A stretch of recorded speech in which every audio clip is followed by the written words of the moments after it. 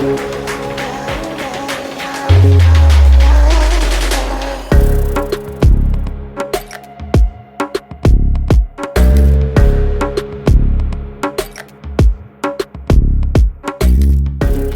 to another episode of the RDR podcast. We talk about ordinary shit you love or hate. We're your hosts. I'm Quintin. I'm Tim. I'm Malik.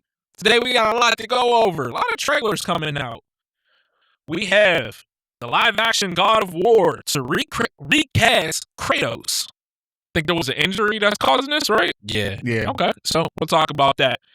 Tim finally watched Avatar the Last Airbender, not the James Cameron movies. Was it James Cameron? Yeah. James Cameron movies. Yeah. Not those. Yeah, not those. He finally watched Avatar the Last Airbender. The cartoon. None of that other shit. But he'll tell us what we think of it. Xbox disc to digital program is being developed. We'll give our thoughts on that. Avengers Doomsday trailer finally dropped, so we have to watch it. Okay. I have been not meaning to watch it, but obviously I have not seen this yet. I don't know if y'all have. Nope. But yeah, I've been waiting. So we have the Spider-Man final trailer. The movie drops next week. Yeah, I think so. Yeah. So yeah, this is the final trailer. We'll go over it. And then Avatar: Seven Haven. The new Avatar is here after Korra. So we're gonna watch the trailer and we'll talk about it. We also have the Clayface trailer. This is a TV series, right? I believe it is. It's a TV show on Max. Could be wrong, but I'm pretty sure it's a show. Yeah, we have a Resident Evil trailer, and we'll talk about Fatal Fury season 3. All right, ready to get into it? Yes, live action God of War to recast Kratos. Which was originally done by Ryan Hurst, right? Ryan Hurst was supposed to be in it, but he ended up tearing his bicep during recording. Okay. So that's definitely something that's going to keep you out for a while. Yeah. And, you can't hide that in editing. If he can't use one of his arms, there's no way to hide that. Yeah. Yeah, and he's in his 50s too, right? Or close to it, I would believe. Somewhere around He's up there. there. Yeah, that's going to be a minute. Yeah. He's going to be out for a minute. So, was there any word on how this happened, or? I didn't get an official word on how it occurred. I just saw that it happened during filming. Mm-hmm. But I don't know what it might have been. Mm-hmm. Like they don't usually say exactly how. Yeah. I mean, but I if I remember correctly, some people had a problem with this casting to begin with, right? A lot of people always have problems with the casting. But no matter who gets cast, that's true. Could cast them perfect. We saw what happened when they casted Bon Clay. People still had a problem with it. Yeah. So, someone's always going to have an issue. Yeah. Well, Triple H, here's your second chance. No, no, he has the look. That's it. That's it. That's literally it. Well, he can't act. We all saw his acting ability. He can't act. Neither can Ezra Miller, but they still casted him as Flash. Yeah, it just says he tore his bicep while performing a stunt. So this sets the series back months. Yeah. How was there any word on how much they filmed so far? Or? I think I saw somewhere that they had like a couple episodes filmed. Oh, okay. Like 2 or 3, but exactly how much I don't know. But so do they start all over with the new actor, or do they just like pick up as if there's like a change and nobody will notice? They're definitely going to have to start over. Especially with this article saying the series is set back by months. Yeah. So I was thinking about like shows like Spartacus. You ever see that? I did not watch it. I heard of it. Well, the main Spartacus, he died, so it was like they just picked up a new dude and was just like, kept rolling with it. Yeah, that's what I was wondering. Like, but they also had like a break in the season before the new dude picked up. Like they went like back in time for some of the like for like the next season, and then the following season there was a whole new actor. Yeah, I mean, that's a little bit different because you can't change that someone's gone. Right. And they had time to shoot a completely new season because the first one was completed. This one's not completed yet, so they're probably just like, yeah, we're not gonna pretend like it's the same person. Yeah, okay. With that being said, is there anyone you would want to see replace him? I don't know. I mean, because I thought he was going to be. Remember, because we talked about this months ago when they casted him. Yeah. We're like, he's already familiar with it because he did Thor's voice in Ragnarok. So we're like, he's already familiar with the lore and stuff, of God of War. So now I'm like, I don't even know. Paul Levesque. No. Maybe one of the actors that played in Vikings, the TV show. Maybe one of them actors. I don't know. A lot of them were like smaller though. I was looking into people like predicting who might be recasted of them, and I think they said someone from Viking. I think it was from Vikings or something similar to that. The Rock. That was actually one of the people they mentioned. And I'm like, no. Don't do that either. I would take Batista. I did see that. I would take Batista, but not The Rock. There was also rumors that fucking Braun Strowman would be the new Kratos. I'm like, he's big, but one, I don't know if he can act. Yeah, I'm going to say, can he act? I don't know. And two, I don't know. I'd rather see Braun Strowman. I don't think he looks like it in the show as someone that Kratos will fight or something. Yeah, I kind of agree with that. Yeah, one name that popped up in my brain that I think could work well is Florian Montaño. If you don't know who that is, that's Victor Creed. Okay, from Creed 2. Yeah, Creed 2 and 3. Victor Creed. I don't know. I'm trying to remember which one. I've watched him with the beard. All the Creeds. I'm trying to remember which one was. He was also in Shang-Chi. Oh yeah. Yeah. Him, okay, yeah. Like. He was in Vikings, yeah. But like he's a big dude. I think he's like 6'4", 6'5". Is Kratos supposed to be that big? Kratos is supposed to be a pretty big guy. And I know he's bulky, of course. I just didn't know if he was supposed to be tall. Right. Like some people were saying it should be Olivier Richter's. I'm like, Olivier, he looked too big to be Kratos because everyone else around him is going to look small. Yeah. Like Florian, who's standing next to him right here, he could be a Kratos. He's big enough. I think he's a decent actor. Victor Drago. Yeah, Victor Drago. You said Creed. That's what threw me off. I'm like, my bad. I was like, Victor Creed. I'm like, Drago. Yeah, he was Drago. Yeah. Got you. Yeah, he was, I'd be okay with that. I like him as Drago. Yeah, I thought he gave decent depth to the character. Mm-hmm. And I thought he did a decent job acting. Yeah. I thought he did actually really good, especially, when he seen his mom and how it changed him and everything. Like, you saw how affected he was when she just showed up. Yeah. And he just looked visibly shaken. Yeah. Just seeing her. So he definitely has some acting ability. What about Eric Rowan?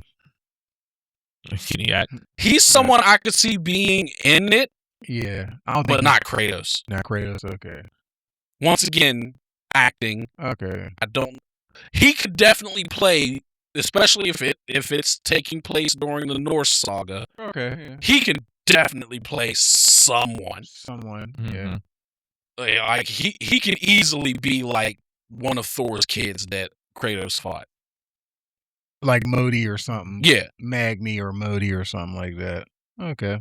But one of the things I saw mentioned that people were mentioning that when you made me think of when he was talking about Vikings, they were mentioning one of the Skarsgårds. I can't remember who it was. And some people was mentioning Winston Duke. Really? 8-Man. Yeah. From Black Panther. Is it 8-Man? 8-Man, yeah. I thought his name was something else. I can't remember. Well, Winston Duke's the one that played 8-Man in It's Challenge Day. Yeah, I didn't know his name was Ape Man in the comic books. I thought it was something else. I'm just blanking. But no, obviously some people are saying Christopher Judge. Okay. But Christopher Judge is up there in age. Yeah, he's in his mid-60s. Yeah, that's my only thing. Some people were mentioning, some people brought up Batista. I'm like, he could potentially work, but he kind of falls in the same thing as Christopher Judge, in my opinion. Well, he's a little younger, but he's a little younger, but not much. I think Batista might be around the same age as Ryan Hurst, actually. I'm not even going to try to pronounce this dude's name, but he was my thought for a second here. Christopher. From Game of Thrones. Oh, the guy that played Braun. Was it Braun? That's Braun, yeah. Braun, yeah. Yeah, I thought about, but I didn't talk about Giant's Milk. Yeah. Yeah. He looks huge in there, but I guess he's Tormund. Tormund to play Tormund. I think it was Braun or Tormund. I can't think of it. He played Tormund Giant's Bane or something. Yeah. I think it was Tormund. He was a wildling. Yeah. Yeah, because that's definitely not Braun. That picture you're showing. Tormund Giant's Bane. Yeah, Giant's Milk. That's Braun. Yeah, that's Braun. Sorry. Tormund. Yeah, it was Tormund Giant's Bane. Yeah. TH or T? Tormund. That's the character's name. His real name is Christoph Hivju. I don't know how to spell that. It's a K, Christoph. It's a K. Yeah. Christoph with a K. Kristofer. Christopher. Yeah, sorry. Oh, I said Christoph. Yeah, Christopher. My bad. Was it H? Hivju. He looked bigger on Game of Thrones, so that's what made me. Yeah, I mean, think about it as a while. Yeah, actors can easily change their size if given the time. My only thing is with them being in a hurry, I don't know if they would be willing to bring someone in that needs to get bigger. Right. But since they're already behind schedule. Right. So I think someone like Florian, since he's already big, right, just bring him in. But I'm curious to see who they do cast. But that's unfortunate for Ryan Hurst. I think he is a very good actor. Oh, he's great. I mean, I met Ryan Hurst, and oh, you did? Yeah. Huh, I didn't know that. I have no clue who he is. Yeah, you do. Opie from Remember the Titans, Gary from Remember the Titans. Gary Bertier. Yeah. Oh, okay. Yeah. The one that got paralyzed. Yeah. Yes. Yeah. Yes. Okay. Yeah. But he was my favorite character on Sons of Anarchy and all this. What about Alan? Alan Ritchson? Ritchson. He has the size. Yeah. Just pure size. Yeah. I mean, he could work. But you see, he has a range of, characters from Thad to Reacher. That's a big difference in a character. That is a massive difference in a character. That's so crazy that's Thad Castle. Yeah, I do. I do wish Ryan a speedy recovery. Yeah, that does suck though. You know what? The one dude is kind of big too. I don't know his name, but he was in the last two Bad Boys. He was like the computer one. Oh, do you know what I'm talking about? I know who you're talking about. I don't know his name. I haven't seen the last two Bad Boys. I haven't seen it since 2. Really? You haven't. So you missed 3 because there's 3. 5. I listed the last one seen was 2. No. Oh yeah, that's still the best one to me. But 2? Yeah. Yeah, I know who you're talking about. I don't remember his name. Let me see.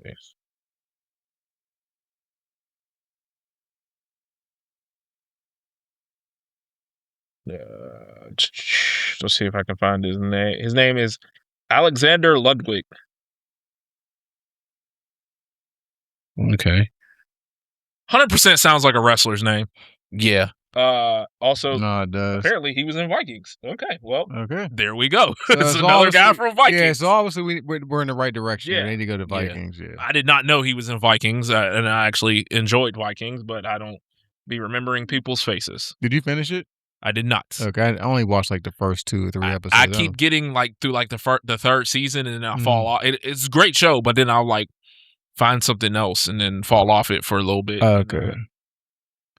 Yeah. The Skarsgård. So the Northman is the is one of Alexander Skarsgård is the person they were bringing up that they think could fit. But I'm like, he looks like he could be fucking Balder. Yeah. Like they were bringing up him, and I'm like, that looks like Balder to me. There's a whole bunch of Skarsgårds too. Yeah, there's a bunch of shitload of them. But yeah, I'm like, he looks like he'd be a great fucking Balder. Yeah. But like people, like the article I had saw the other day mentioned him, and I'm like, yeah, no, he doesn't look like a Kratos to me. He looks like a Balder. Looks like a Balder. But yeah, like you said, speedy recovery to Ryan Hurst. Yeah, it's awful. I'm sure he was excited because I obviously, like you said, he had that connection to the God of War series by playing Thor. So that's definitely unfortunate, but curious to see who they bring up. Yeah. That sucks, though, but we'll see, you know. Yeah. So, that all we got on that? Yep. All right. So, well, before we get into Tim going off on this, let's jump into Fatal Fury Season 3. So, Fatal Fury Season 2 started in January. And everyone was shocked when they announced, hey, not only are we releasing 6 DLC characters, which is a lot for any season of a fighting game in current times, they're releasing one every month. And Tim and I were like, that's insane to pump out a new character every month for 6 months straight. We brought up about a month or so ago, well, Season 2's almost done in July. What's going to happen with Season 3? Are we going to have a 6-month break? Are they going to try to do another 6? Or is it going to fall somewhere in between? Well, SNK announced Fatal Fury Season 3. And once again, they are doing 6 characters in 6 months. Wow. So in a 1-year time span, Fatal Fury will have 12 brand new characters. How many did they start with? That's a good question. I don't see.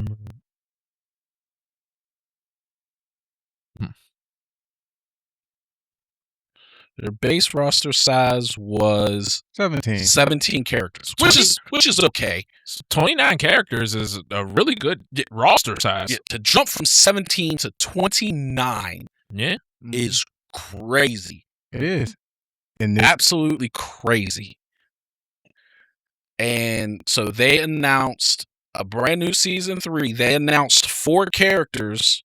Which are all, I believe, returning characters. They're all returning characters. You know, like characters from the past. Yeah, they announced the 4 characters. Rick Stroud, who hasn't appeared in a game since Fatal Fury 2, I believe 2 it was. 3, yeah. Which was back in like 1996. No, even earlier than that. Duck King, who was a fan favorite. Yeah, absolutely. I love that name. Oh, he was great. Yeah. Duck King is just a DJ break dancer. Kim Capwan. Take that, Roofomonger. Hater. Who showed up in the original Fatal Furies, I believe. He showed up in Fatal Fury 2. And was really popular in the King of Fighters games. King of Fighters. But he was not expected to be in this game because both of his sons were in it. So they thought they would take his place so he wouldn't show up. So he's coming back. Laucorn, who was a character from an original movie, he was never in any of the games. Yeah, I don't know who Laucorn is. So I never watched the Fatal Fury movie. I watched the one where he fought Krauser. Yeah. I watched that one. I watched the one where he fought Geese. Okay. The original Fatal Fury movie where they just went over basically the story of the original Fatal Fury game. But this one was an animated movie, and he was just an original character on there. All right. I'm not familiar with him, but some people who are seem to like him. Right. And then they announced 2 mystery characters. One coming in October, one coming in December. So, I believe you spoke on this game before, Malik, saying this is a game you think people really need to play. Yes. Okay. So, does this give obviously the hardcore fans more to look forward to? Like, is this a big deal, like the characters they've named? Duck King is very popular, Mhm. so I definitely see him being drawn in. And Kim Capuan's going to draw some people in. Rick Stroud, like I said, he hasn't shown up since Fatal Fury 2. 3 or something, yeah. So I don't know how much of a draw he's going to be. He does look good from what they've shown so far. Yeah, he just came out yesterday. Yeah. He does look good. Boxer does, kind of the hitman stance with the flicker jabs and stuff like that. So he looks interesting. My curiosity is with the 2 mystery characters. Mm-hmm. I'm guessing the mystery characters are going to be guest characters in some way, shape, or form. Right. In season 1, it was Chun-Li and Ken from Street Fighter. Yeah. In season 2, it was Kenshiro. And Mr. Karate, who is from an SNK game, but not from Fatal Fury. Art of Fighting. He's from Art of Fighting. So a relative game, but not a Fatal Fury character. But are you starting to notice that they're starting to not add women into the game now? Are you starting to notice that they're not really adding women a lot? And I know it's because of I'm starting to think, because it's the Saudi thing and stuff like that, but I'm noticing they're not adding a lot of SNK female characters. That's something someone brought up for this season. Like who? Kitty Pryde?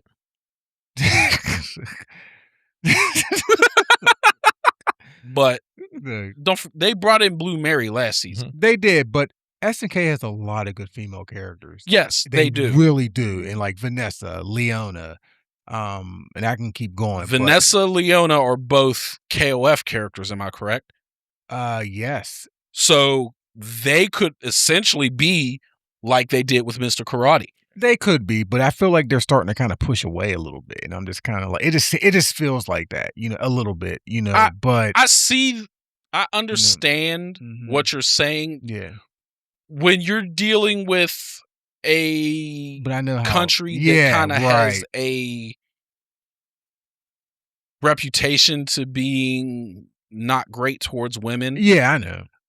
You're not going to really beat those allegations. No. There's a lot of female characters in this. But yeah. Jesus. They have a lot. Once again, I'm thinking that one of these mystery characters are going to be female. I firmly believe that. Is it going to be an SNK female? I don't know. But one of them are going to be female. My question is, do you think one of these characters is going to be someone like Kenshiro, who's going to be from like an anime or something that's going to try to bring in new characters or new fans? Because Kenshiro, he was used because a new Fist of the North Star is coming out soon. Right. So he makes sense, but he's popular to our generation. Yes, obviously, yes. Or even older people. 25 and younger has no fucking clue who Kenshiro is unless you're a huge anime nerd. Well, who's what's the most popular female character right now, like for anime? For anime, the most popular female? Like, what about the girl with the blicky from Gachi Akuda? You think she'd be a big draw for this? Rio? You think she'd be a big draw for that, or you don't know? I don't know about that. I don't know about her as a draw for a fighting game. No, okay. I'm not saying that the anime character needs to be the female. Okay. Like I said, I think the female's going to be likely an SNK kind of Mr. Karate type thing, where it's not a Fatal Fury character.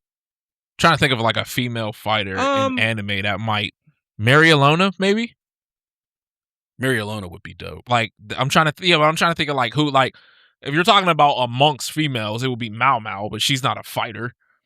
So or maybe somebody from Tekken, a female character from Tekken, maybe. Actually, there has been rumors that the guest character could be from Tekken because the color scheme is purple, and the whole Mishima family's kind of tied to purple with Kazuya, Reina from Tekken 8. About dead or alive? There's that. You can use Ayane. I was thinking Katsumi. Kasumi's blue, but Ayane's purple. So that's the one with the purple hair. Yeah. So you could use her. There's that. Shit. I mean, you might even go Soul Calibur and throw Taki in there. Yeah. Or Ivy. Yeah. You know. But I firmly believe there will be a female character this season. That I don't think they're that clueless to drop an entire season, technically an entire year, and only drop one female. That I don't think they're that out of it to be like, oh no one's going to care about that. Well, that's what last season was. They only had one female last season, right? Yeah, but also the last season, probably the most requested character was Blue Mary. And they gave her to us. And she was dope. They did her really good. I didn't play her, but I played her. I tried her, but yeah, she's not my style. Dope. I mean, but overall, like Duck King and Kim alone is enough for me to get the season pass. Yeah. Like I love both of those characters, you know. But again, I'm still going to get it. You know what I mean? Like, again, it's a great game. Like you said, like people need to play this game more. Yeah. You know, I wish people would play the game more, but, yeah. Yeah. So, I mean, even base roster, there was only a couple females. Bijanette, Mai, Preacha, and Hotaru. I think that's it. Terry's a guy. But, you know, so I mean, as far as DLC, they only had 2, Blue Mary and Chun-Li. Yeah. So I mean, they're not doing a lot of women in general. They're not. So hey, it might be a Samurai Showdown character too. It could be. Could be that too. It could be a Sam show. It could be Charlotte from Samurai Showdown. Because I hope if they do Samurai Showdown, I hope it isn't Hamaru. Because they pimped that character out so many fucking times, and you know, and I get it because he is the face of Samurai Showdown. But I wouldn't mind them using someone else. Charlotte, no Nakaruru, no Hamaru. You know, just Nakaruru was the one that had the bird. Nah, I'd never played Sam show. Really? Yeah, I never played Sam show. But yeah, I'm okay if they use Galford, the one that had the dog. Like I don't even care. Just no Hamaru, no Nakaruru. But yeah, we'll see what happens. But again, I think the characters they picked is perfectly fine. Yeah. You know, when you sent me the link, I was working, so I didn't watch it right away. When I got home and I watched it, and when I saw Duck King, I was already sold.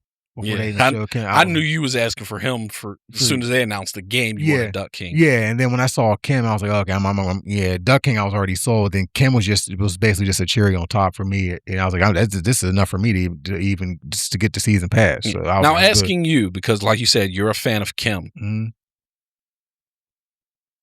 How is he going to play? Because a lot of people said, what is it, Jae-hoon plays like Kim did. Yeah, more like Kim. So you can't have Kim doing the same stuff. Are they going to kind of do like the Mr. Karate where, yes, him, like Mr. Karate and Marco Rodriguez use the same martial art, but they fight different, yeah. Not only different, it's like Mr. Karate is better at everything than Marco, like because he's the master. So are they going to do that type of thing with Kim Cap-Won where, hey, I taught my sons. Right. They might be able to do it, but I do it better. As long as Kim is still charged, I'm okay. That's all that matters. Are there any charged characters in Fatal Fury? For some reason, I can't draw a blank right now. Is Kevin? I don't like Kevin, so I don't use Kevin. I can't think of. Can you pull up the roster again real quick? Because if I look, I can't. I don't. Where's his name? I'll know right off the bat. I know Marco. I think someone is Kind. Is Kind a charged character? I don't like Kind. God damn it, Tim! Do you like anybody? No, Is T-Zoc? No, T-Zoc's like a geef, so he's he got a like the geef. 360s and stuff like that. No, I use Gato. I think Gato has some charge moves because I think that's why I fell off of him because I'm not a huge charge move. I didn't like character. Gato because of Darren. So, have you noticed every character I mentioned? He's like, I don't like that character because it. I know Marco's in charge. I like Marco. No, I Marco's like, a showed up. Rock. I like Terry. I think Dong Juan is it? Dawn does have some charge. Kim I Dong believe. Juan has Dawn, charge. Dawn and Jay. Charge moves. Yeah. And doesn't You play with Ronaldo? Jaehoon? No.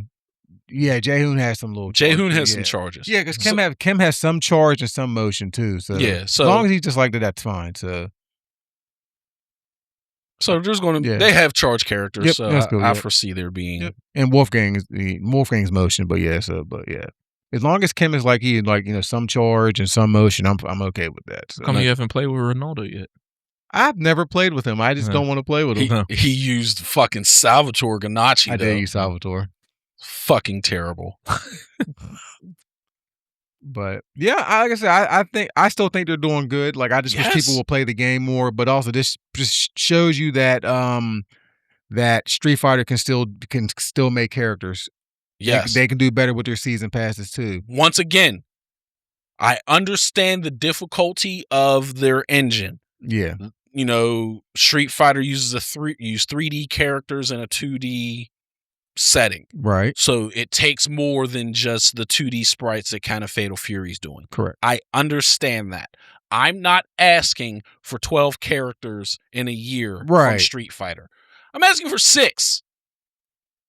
And we already did it. And I already did like a layout plan how they could do it. It doesn't have to be like one every month like this. Remember I said every other month. Or something. 6. I'm asking for 6. Not 4 and then spread it out in a terrible way. Yeah. It was horrible. 4 where you have 2 characters release a month apart and then you have a 4-month drought. Like, yeah. That's terrible. It's horrible. But on top of Fatal Fury City of the Wolves dropping season 3, something new that comes out about it. With season 3, they released a new version of the game, if you want to call it that. Where it is now, I think it's called The Revenge. Something about revenge. Didn't you piss people off last time you said Street Fighter needs more characters in the season? Yeah, and they said, you're underestimating how hard it is to create new characters. Yeah, because I remember somebody was like, you know how hard it is to rig a character? Yep. Yes, I've done it plenty of times. Yeah, that's what I'm like. But, graduated for it. Like, I'm not asking for you to do one a month. I understand that's not realistic. Mm-hmm. And especially, Capcom doesn't have Saudi money just pumping into it where they can just be like, all right, just get more people to do it. I get that. But you can do 6. Yeah. Mm-hmm. You can do 6. But season 3, I forget what it's called, but basically they release a new version every season where you can buy a special edition of the game. You can buy the base version. You can buy the version with only season 1 DLC, version with season 1 and 2, and then the Revenge Edition. Revenge Edition. I about to say it's right there. Or season 1, 2, and 3. You get all 3 seasons of DLC and the base game for $50. Like that's a value. Yes. That's a value. Like me, I kind of feel cheated a little bit because I bought the base game for like $40 or $50. But we did get the DLC. I did get season 1. So we did. I did get season 1 for free. But I still got to pay for 2 and 3, another $20 each time. Yeah. I feel slightly cheated, but I get it. Yeah. You're trying to get more people in. Right. That's a value. It is. 3 seasons of DLC plus the base game for only $50. Right. Why not try it? If you like fighting games at all at this point, why not? Yeah. And even if you don't want the DLC, none of these characters seem interesting to me. The base game's like $30 now. Yeah. At that point, you might as well just pay the extra $20. You might as well, but if you don't want to pay the extra $20, yeah, I get it. The character I like is in the base game. I don't need the DLC. Yeah. $30. Yeah. I agree. I agree. And every time a new season hits, you always tell Darren and White, "Hey, it's this price now. You can go go buy it." You know, because I want more people to play it because I don't. The matchmaking is uneven because the player base isn't big enough. The thing I have noticed, a lot of the people that played Street Fighter 4 on a pro level, a lot of them play this game. I've noticed, especially at a Combo Breaker last year when we went, a lot of the people I've seen play like Gamer B, a PR Barrog, like a lot of these guys, Nemo, a lot of these big Street Fighter 4 players play this game. Okay. You know, I know. I saw 6. I saw Smug is getting into. Yeah, Smug was a big 4 player. Yeah, was a big 4. Punko is another big Street Fighter 4 player. He plays this. You know, a lot of people that don't like playing Street Fighter 6. They play this. Speaking of, and this is a question for Malik, and since you mentioned Street Fighter 4, have you noticed in young ladies don't play fighting games, they'll mention Street Fighter 4 and they'll mention 6, but they do not mention 5? They briefly mentioned 5 and young ladies don't play fighting games. Like when they were doing the flashback, they showed her started with 4. Yeah. I don't remember them mention 5. She brought up 5, and that's kind of when her friend group started dropping off. Oh, okay. And she was like, "Hey, aren't y'all going to play?" And we're like, "Oh no, we're going to go join the soccer club." Yeah, or whatever. okay. That's when they were mentioning. I didn't even notice they mentioned 5. I remember them mention like they're playing 6, obviously, and then they talk about 4 a lot. And I'm like, I don't think they ever mentioned 5. But yeah, because 5 launched so fucking terribly, but at the end it got better. It got good towards the end. But people were done with it by then. Okay. So that's what happened. The launch of that game was absolutely horrendous. It was horrendous. Oh, okay. But yeah, please buy Fatal Fury. It's a great game. Try it out. At this point, for $50 to get 3 seasons of DLC included, it's a great value too. It's better than paying $70 for Street Fighter 6 and then you don't even get no DLC. Just throwing it out there. Yeah, I'm just calling it for what it is. People that pay $70 for Mortal Kombat 1. Yeah, and that game's dead. And it's dead. Just saying. Yeah. Anything else? No, that's it. That's all I had on it. All right. Tim finally watched Avatar. I did. I finally made it. Yeah. We even had Chester calling him out. Shut up, Chester. I'm sick of you. Chester, watch Avatar, Tim. I'm like, all right. So I was rushing out of the house. I forgot to bring it, but it was so good that I bought the series after the 2nd season. But I was going to bring it, but I forgot it. But I bought it for $15 at Walmart. That was one of the best buys I've ever bought. We've been telling you for how long? This show is good. Oh, no, it's a great show. Yeah. I understand why people have it in their top 10. I understand. It is in my top 10. I had to move some stuff around in my top 10. So I'm going to go in my top 10 cartoons. So it's still not better than He-Man. Yes, it is. Oh, my God. It's not. No, it's not. Stop. It's not. Stop. It's not. No, it's not. Stop. It's not. It's not. And for the record, they can't even beat He-Man because he'll beat all of them by himself. So if they tried to fight him, he will beat everybody. So anyway, I had to knock Ed. Toph would just take his sword. No. She just take it from him. He don't need the sword. He can just bust through everything. They can't beat He-Man. So anyways, so I had to take Ed, Edd n Eddy off the list. So because I had to push Avatar in there, unfortunately. So at 10 we got Doug. Then at 9 we got the Scooby-Doo show. Doug's still too high. No, that's the greatest Nicktoon ever. Then I got SWAT Cats at 8. It's not. Then Ninja Turtles at 7. Then I got Avatar at 6. Then I got Batman at 5, X-Men at 4, Boondocks at 3, Spider-Man at 2, and He-Man at 1. Okay. It's in the top 10. He-Man is not top 50. Yeah, it is. It is not top 50. No. I wouldn't argue with you on any of those in your top 5 outside of He-Man. He-Man is the greatest cartoon. If you switched Avatar and He-Man, I'd be like, you still wrong about He-Man, but I'll accept it.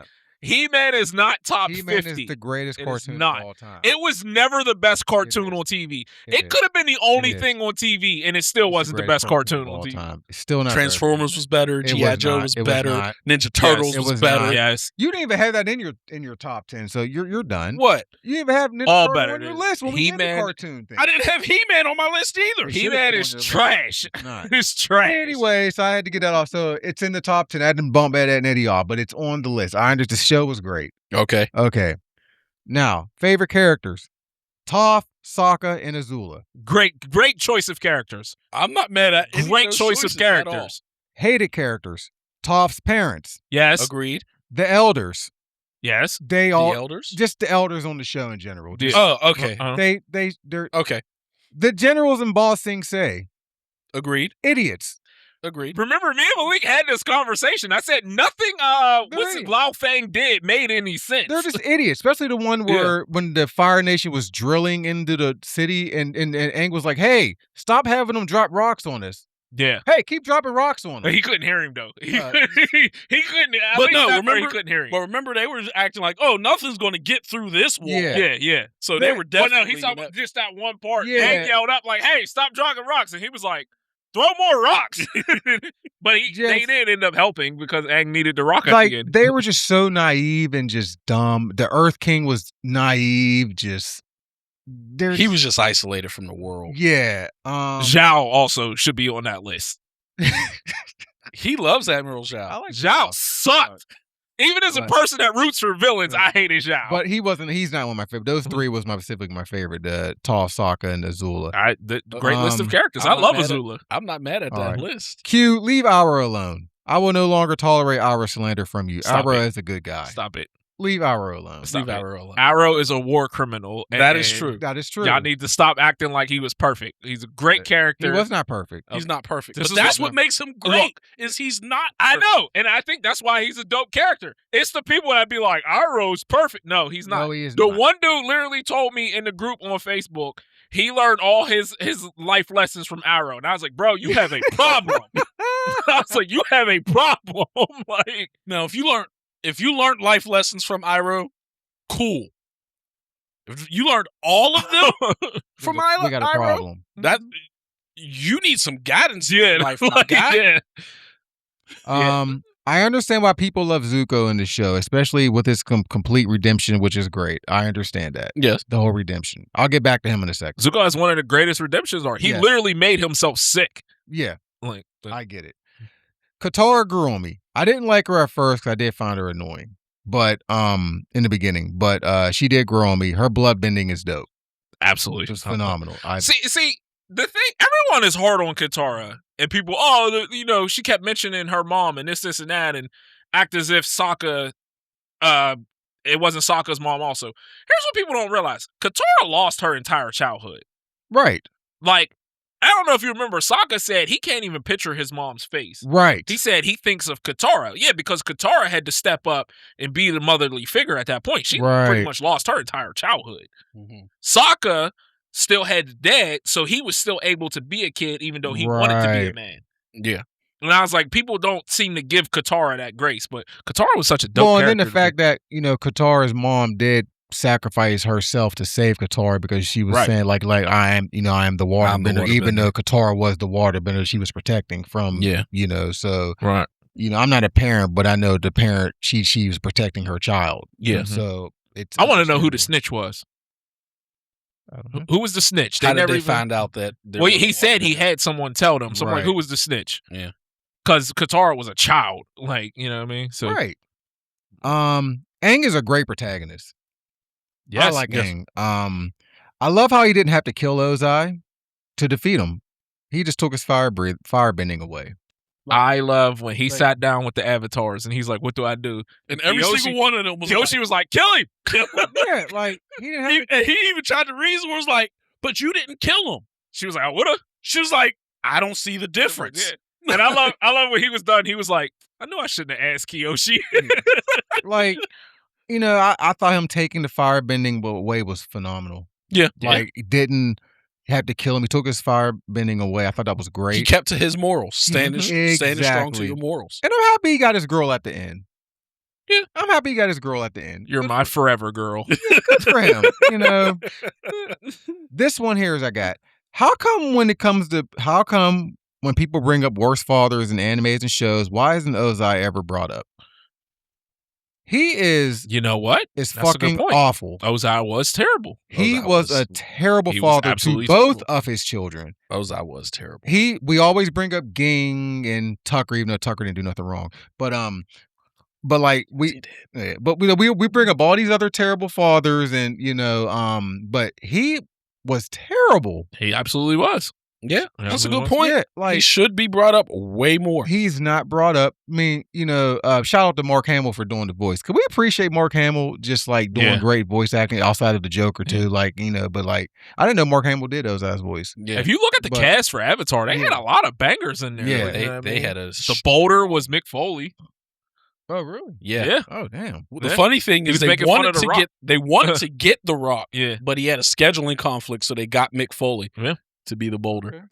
Oh, the boulder is conflicted. The boulder is no longer conflicted. But like he just, but it's just like I'm like, wow, like they just Ozai was horrible. Yeah, I think he was a great villain, but I'm like, he was a terrible father. I do have the books, the comic books, if you want to read what happened when Zuko and Azula go to look for their mom.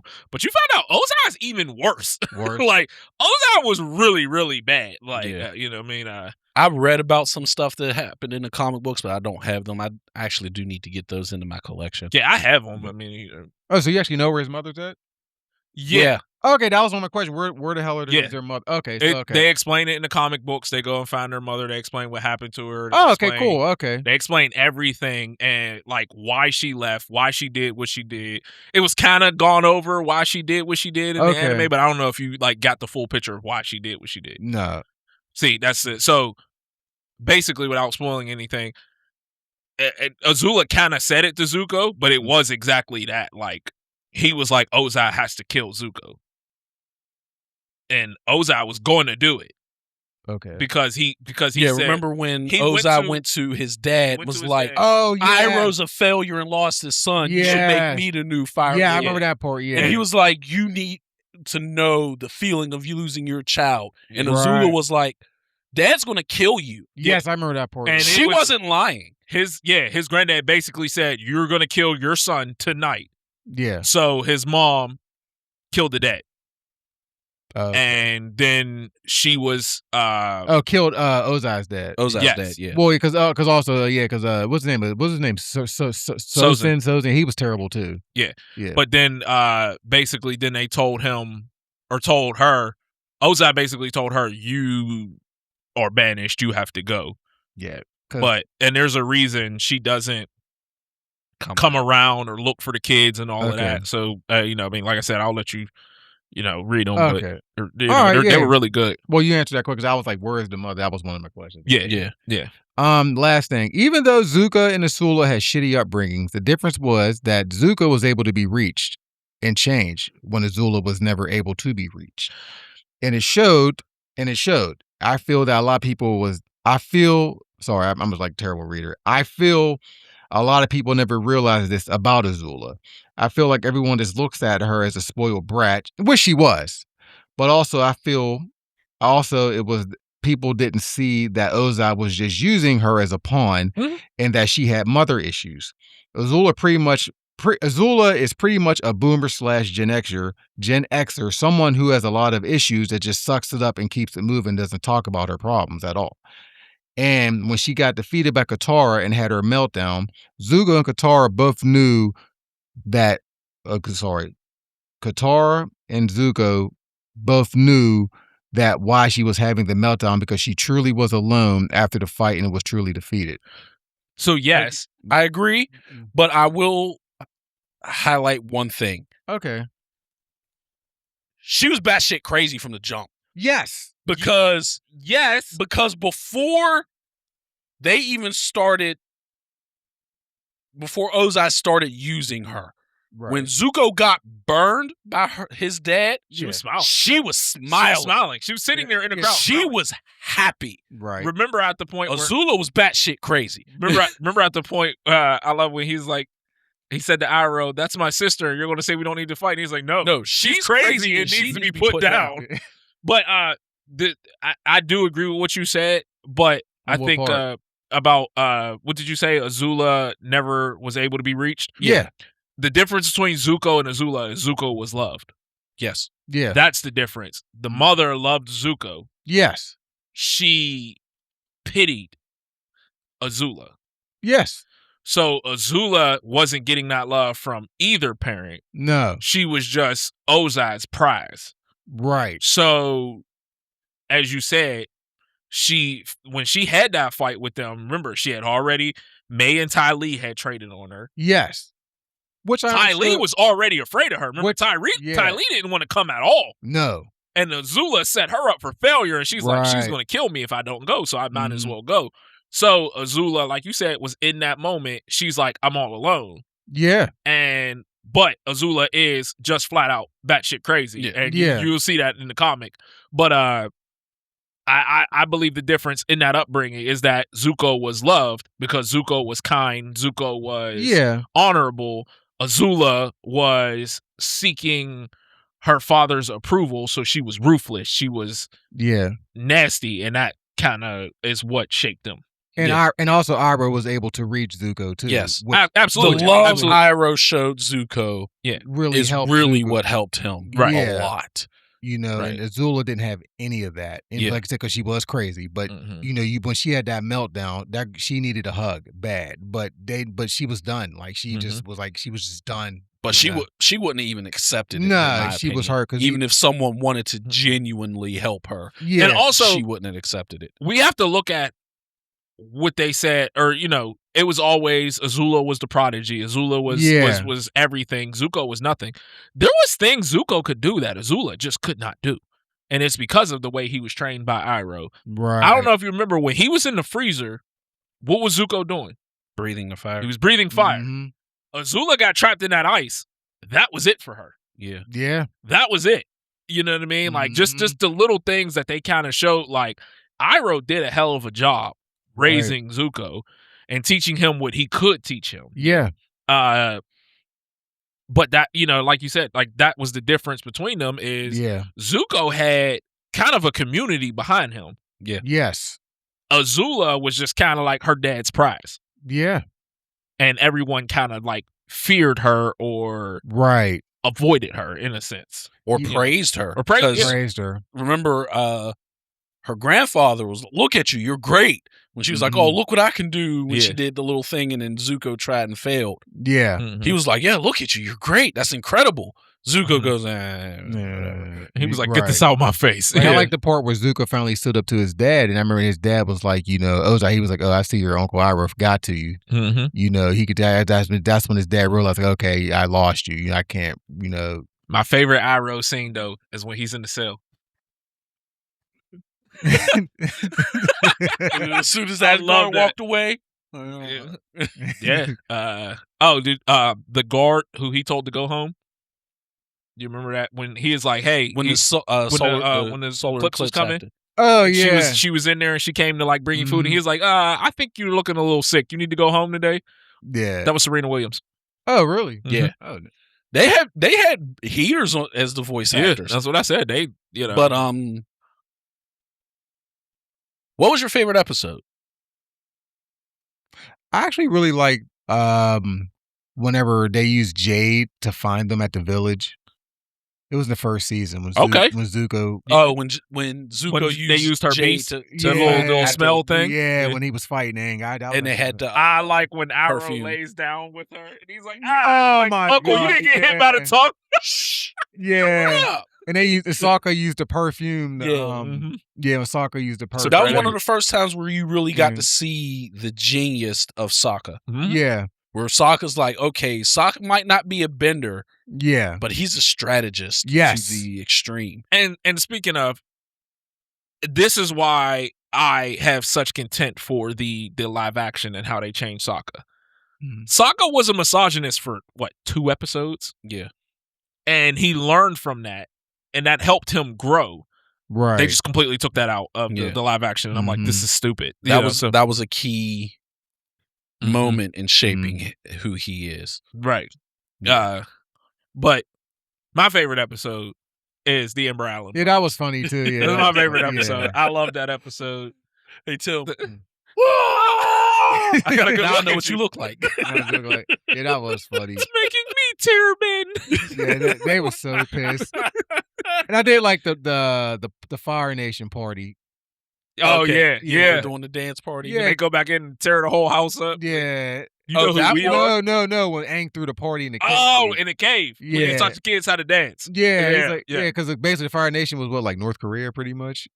Yeah, I It guess. kind of I was like, guess. 'cause they didn't know anything. Yeah. They didn't all do anything. It was Yeah. like North Korea, and that's what it felt like. It seemed like, But what's funny, I was watching someone on TikTok, Mhm. and one thing he was saying that pissed off a lot of people is a lot of people kept saying like the Fire Nation was North Korea. Mhm. He's like, no, the Fire Nation's America. He's like, if you think about it, the Fire Nation's like, we are so great, we need to spread our greatness to everyone. Okay. Yeah, I see that. I can see that. That's America. North Korea don't give a shit about nobody else but North Korea. China don't give a shit about nobody else but China. I don't think most people in North Korea know anywhere else exists. Yeah. Like, yes, there is some North Korea stuff or stuff like that in the Fire Nation, but America's included as well. That's and a fair. lot of people don't want to admit that. America's in there as well. That whole, we're so great, we need to spread our greatness to everyone. Right. It's perfect example. We got someone who literally said, we need to go take over Greenland. Mm-hmm. Why? Oh, because they need us. No, they don't. They're absolutely fine. Yeah. So, what do you feel is the strongest element? Because me and Jazz just had this conversation the other day. I still like Earth. I'm just an Earth person. I love Earth. That's your favorite, but what do you think is Fair. the strongest? Earth. Earth. Yeah, I Okay. still like Earth. Yeah. Earth? Yeah. That's not, I mean, I still like Earth. I think it's Win. Is it because of like Aang, or just like because of this even Naruto? Just because I know Naruto, because I know it's different. No, but Naruto was wind, and So- is it I'm not going to give anything away from you in case you watch Korra. but Wind is very powerful. Yeah. It is very powerful, and if you take the air out of fire, you have nothing. Okay. Earthbenders need earth. Right. Waterbenders need water. Right. Air's everywhere. That is true. You know what I mean? You can't cut someone off from air; they're dead. So, Yeah. but airbenders can cut you off from air. So, question: why does everybody hate Korra? Because I remember watching. I finally watched a video about the One Piece and the Avatar thing. Mm-hmm. Why does everyone hate her so much? Oh, when me and Jet on yes. S-Rank reactions. Yes. Okay. Please watch that, by the way. So, and here's the thing, and I seen a girl just post this the other day, and she was like, "If you hate Korra, you're a misogynist." I was like, "That's stupid." A lot of us, my favorite Avatar is Kyoshi. Right. Everyone loves Toph. There are people who dislike Katara, but a lot of people like her. Right. Korra just kind of made every bad decision. And it was like Korra didn't learn from her decisions. Okay. So Korra starts off so dope. I was so excited for Korra. Like, you first see her, she's like 3 years old, and she jumps out of the thing, and she's like bending everything, and it's like, oh, she's dope. She was trained by masters her entire life. Okay. It's just the decisions she made throughout the show. It's just kind of like, this is the dumbest. What's the dumbest possible thing you can do? And then Korra does it. Okay. That's really why a lot of people hate Korra. I'm not going to say there aren't people who hate her because she's a girl, because there's always those weirdos, but I'm Neckbeards. not considering those freaking weirdos. But the thing about Korra is her villains are so dope. Okay. Her villains are so dope. Like, Kuvera was a beast. Amon, Zahim. Like, they're so dope. But I think the good thing about Avatar was that every character was dope. And there's different bending on Korra too, right? yes and no. So Korra's obviously in the future. Yeah, I did. So I heard Bender's way down the future. Yeah. Well, no, she's the next Avatar. She's the next one after. Yeah, she's the next one after Aang. After Aang. But isn't it decades? It's decades down the line. Yeah. But Aang lives a full life. Yeah. So if he lives to 80, it's a 70-year time jump from Avatar. Plus Korra's 16 years when she started, whatever it was, 16, 17, whatever it is. But then I think she was 19 actually. Yeah, I think hers was from 19 to 21 or something like that. But so yeah, it's decades down the line. Like Katara's 90 in the show, you know what I mean? But so the Benders have all gotten stronger. Right. You know what I mean? So now everything you kind of seen develop in Avatar the Last Airbender is kind of they're taking it a step further. Yeah, it's kind of standard, basically. Think about My Hero when they were saying, the quirks are blending and getting stronger. Yeah. Same thing's happening. People are like, I'm learning this. I can apply it this way. Yeah. And now I can do this different type of bending. It's not something different. It's not a new bending. It's just hey, I'm making a variant. Of or even one or multiple styles. Or even because those are different. Think about Dragon Ball Z. How when it started off, some of them could kind of use ki the right way to, you know what I mean, to do the blast and stuff like that. Remember Goku and them couldn't fly. Now everyone can fly.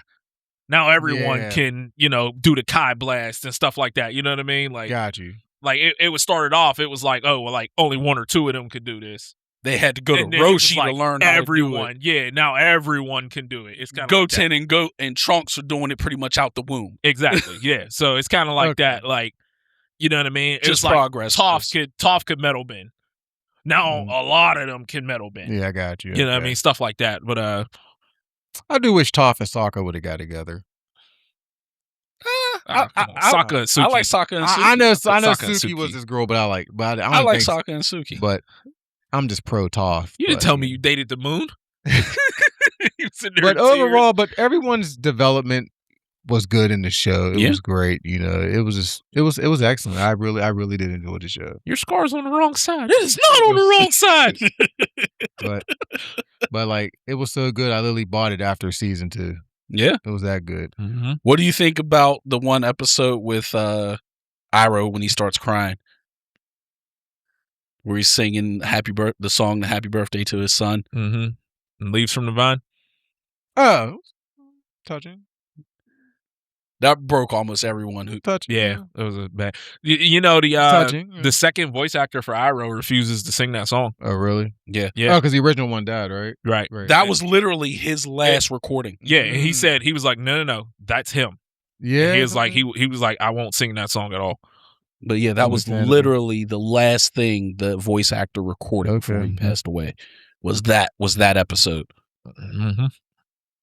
Yeah, it was. What'd you think of Jet? I didn't mind Jet, but I get it why he was angry, but then it was it was he was up and down. He's a person who was broken. Yeah, he was broken. He was an up and down broken type of character. Yeah, I think it was an apt way of showing how war can break somebody. Absolutely. Yeah. I just love when the Ember Island players were like, Jet just died. And he's like, I wasn't really very sure. Yeah, I mean, to me, I love this show because it's every character really played their part well. Yeah. And every character was dope. And like I said, if you watch Korra, she doesn't have the supporting cast that Aang did. Okay. She has a supporting cast. But it's not. And they're great friends, but they're not super dope characters. Like Sokka and Toph you don't get they tried to make the dude Bolin Sokka. It never really works. You know what I mean? There was this weird love thing going on that made no sense in the end. Mm-hmm. It's but like I said, her villains are dope. The bending is dope. The fighting is dope. Mm-hmm. It's a whole new world. It's more like a steampunk era. Okay. Essentially. So yeah, it's like I said, and I said it on S Rank. It is still a good show.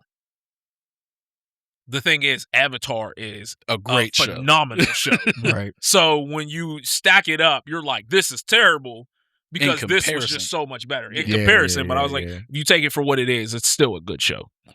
So I enjoyed it. I really did enjoy it. Like I said, I just jumped on it 20-something years later, but I still watched it. Hey, you'll enjoy Korra because you like villains like I do. Yeah, and her villains are good, dope. Like I said, I really did like Ozai. I really did. You know, I thought he was dope. He was a great villain. But people need to start bringing him in discussion for worst dad. Because even before I watched this, I've never seen him get brought up for worst dads. Mm-hmm. He was never brought. I don't know how he slid under the radar all these years. I seen this dude going around at like one of the cons, and he's like, "Who's the worst anime dad?" And all these people, Shao Tucker. I was like, "Do none of y'all know who Gambino is from Berserk? He is hands down the worst father ever. He prostituted his son out. Okay. He tried to have his son killed multiple times. Like, he makes Gaara's dad look like an angel. Oh, okay. He's terrible. Yeah, and I'm like, how are y'all gotta stop this. And I just had this conversation with Jazz a couple hours ago. Shao Tucker did not kill Nina. Scar did. This is very true. Stop blaming him for killing Nina. Scar did it. Has anyone ever... people blame him for killing her? They always say, "Oh man, look what he did to his daughter. And he killed his daughter." No, he didn't. He didn't kill his daughter, but that first statement, "Look what he did to his daughter," stands. How do you know that she didn't want to be a furry? She did want to play. He did said, "You want to play tomorrow?" And she was very excited. Okay. To play. That ain't playing. Says you. Says you. You know, there's so many worse dads. What about Judge Vince Smoke? He's terrible. Judge is horrible. Like, I'm not disagreeing with you there. People who say Shao Tucker is the worst, they're wrong. No. But he's not good. I don't think he's a good dad. No, he's definitely not a good dad. But what I'm saying is that, like, I get it. It's a sad scene and everything, but he's not the worst. There's much worse. And it's like Judge Vince Smoke. Yeah, dude. But the fact that they was watching it on Damon's had me cracking up. I didn't get to that episode. The dog was just sitting there watching it. I was like, "Holy crap!" So, yeah, but I mean, it was good. Like, I'm glad you enjoyed it. I did. You know, and just even though right now, like the manga readers will know, but what's his name? You saw it. You know, the new what's his name? Figurling Garland from One Piece. Mm-hmm. Terrible. Yeah. Terrible. Yeah. Absolutely terrible. Sanji's dad, right? No. That's Shanks' dad. Shanks. I didn't mean Sanji. I meant Shanks. Yeah. I couldn't get. I said Sanji, but I was thinking Shanks. Yeah. That's the moonhead dude, right? The beard and all that, like a moon. Terrible. Yeah, terrible. Yeah, Shanks and Shamrock's dad. Terrible. Yeah. But yeah, another terrible father. Yeah, Shamrock just summoned some dude. And he showed up. He was like, he wasn't naked, but he was like in his underwear. Yeah. But terrible father too. Yeah. But that's all I had on Avatar. It was really good. I watched Korra down the road, but I really did enjoy this. I still need to watch Korra. I watched like the first 1 or 2 episodes of it, but never got further than that. Yeah, but this was really good. I'm glad I watched it. Yeah.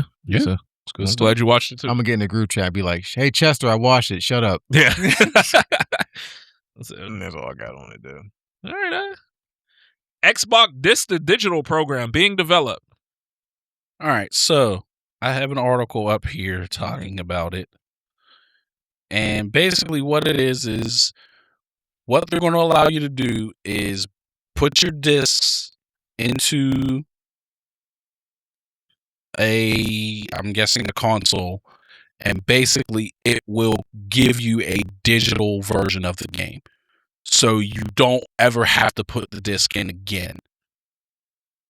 You'll still have the disc. You know, it's not like, hey, bring it to this location, we'll transfer it, and then you don't have the disc anymore.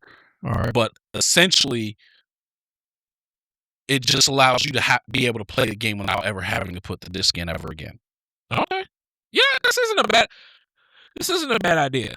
I agree. And it's always been weird to me, like, buying a disc game now and still downloading it once you put it in. Yeah. Like, that's always been weird to me because I'm like, then what's the point of this? Like, the disc is literally just the license. Yeah. All that's on there is literally just the license, nothing else. Yeah. So, yeah, I actually really like this idea. You know, like I said, as a person who travels with my stuff, this wouldn't be this. I would do this, and then I would buy more physical games. Yeah, and it feels like you still own the game. Yeah. Like, I think this is a great idea, but it's great in theory. But we need to see how it works later. Mm-hmm. What they're saying right here is if the disc is used on another account, like you sell it, give it to a friend, or use it somewhere else, the digital license will move to the new user. So it's not like I come, pop it in, get the digital license, then pass it over to Q, and now there's two. Yeah. No, I lose access. Okay. Once he puts the disc in. You know, I'm okay with this. Which I'm okay with. 100% okay with. That's how it should be. Mm-hmm. Keep physical alive. Right.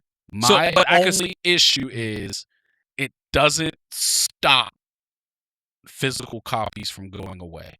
Right. But they could just say, hey, this is our solution for the games you currently have, but we're still getting rid of physical games in the future.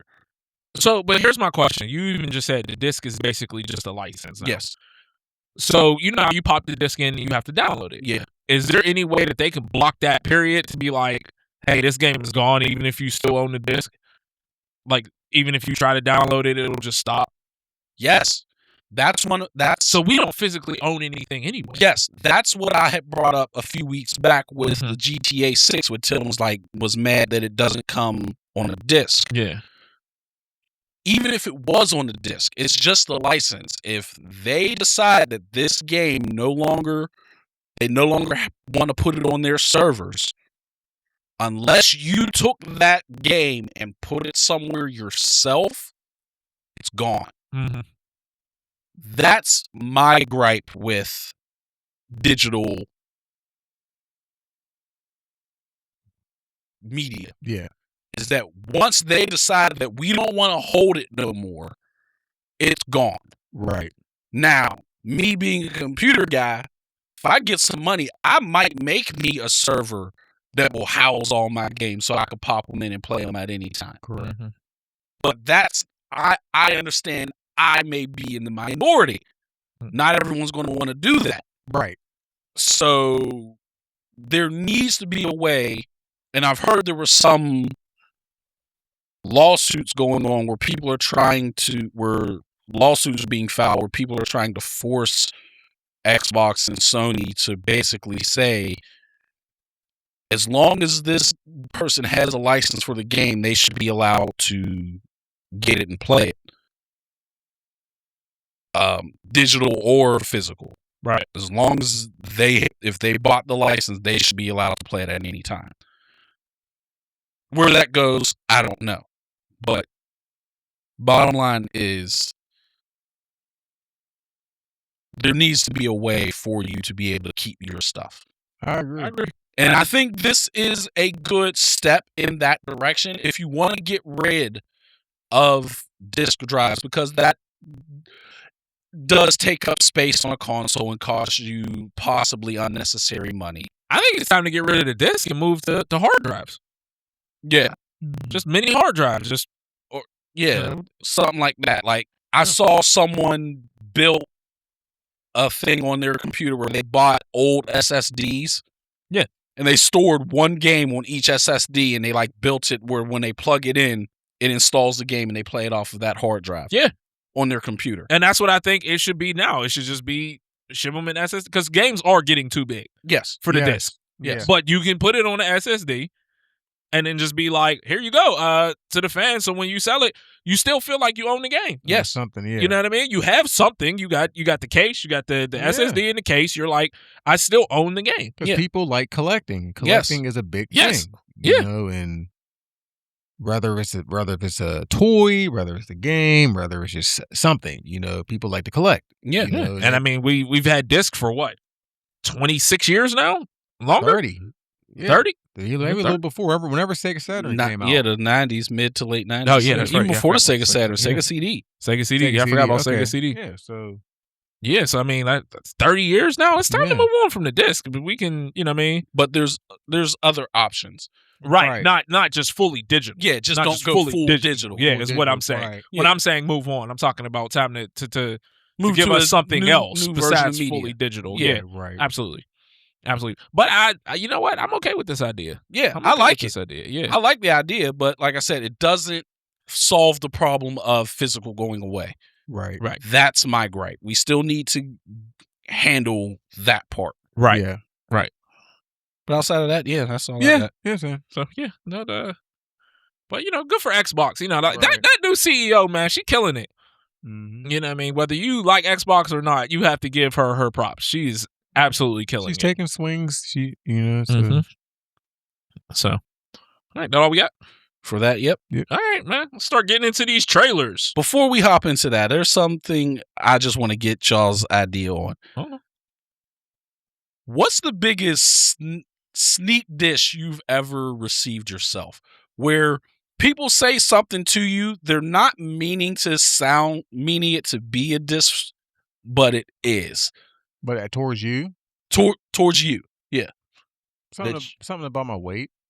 Like, I'll give you the example that happened with me. When I first started to say, hey, I want to compete in MMA. I'm going to start training. I'm going to compete in MMA. I've had numerous people, friends, family, coworkers, all of them said, Malik, I don't know if you should do that. You're too nice to fight. Like, they're not trying to be really a mean, diss, though? but they're basically saying, dude, you're too soft to fight. Yeah, that's true. But they're not meaning it in that manner. They're just basically saying, I don't see you to have the demeanor to fight. Mm-hmm.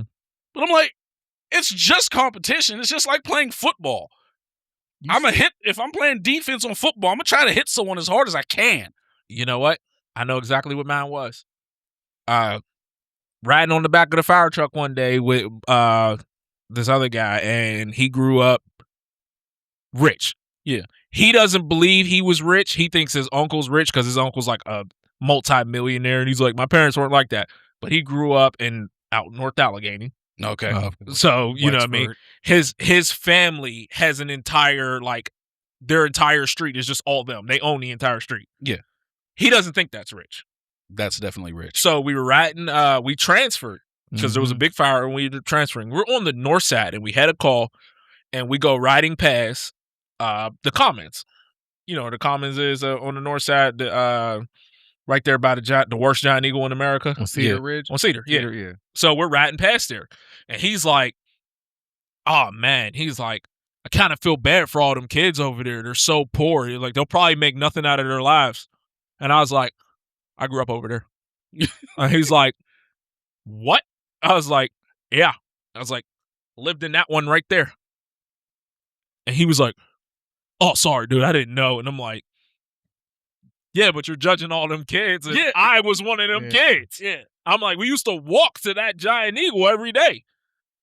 Me and my friends, we'd go across and get nerds, and our parents was okay with it because it was only one street across. You know what I mean? Yeah. We only walked across the street.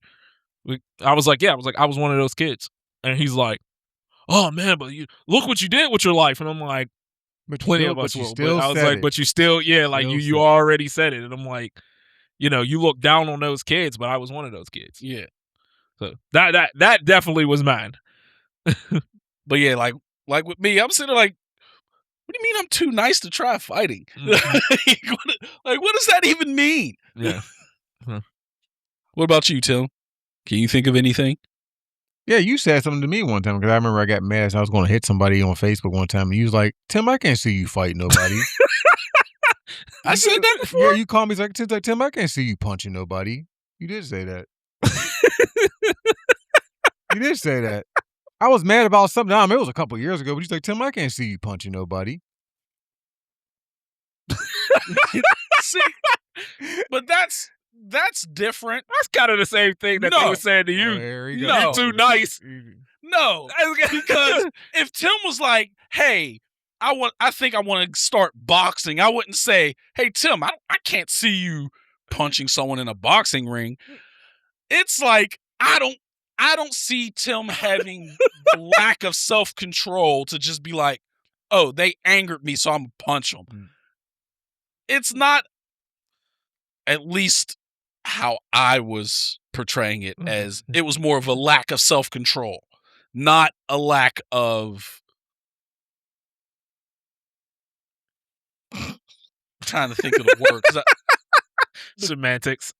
it's sure. I'm joking. I'm joking. I'm just. If I said that to you, I apologize, Tim. Oh, I don't care, man. And the other thing was, when I started collecting those amiibos years ago, and I got laughed at for collecting The them. Wii ones? Yeah, they were all laughing at me and saying, like, "Oh, you ain't gonna make no money because I still did. They're still in my storage unit."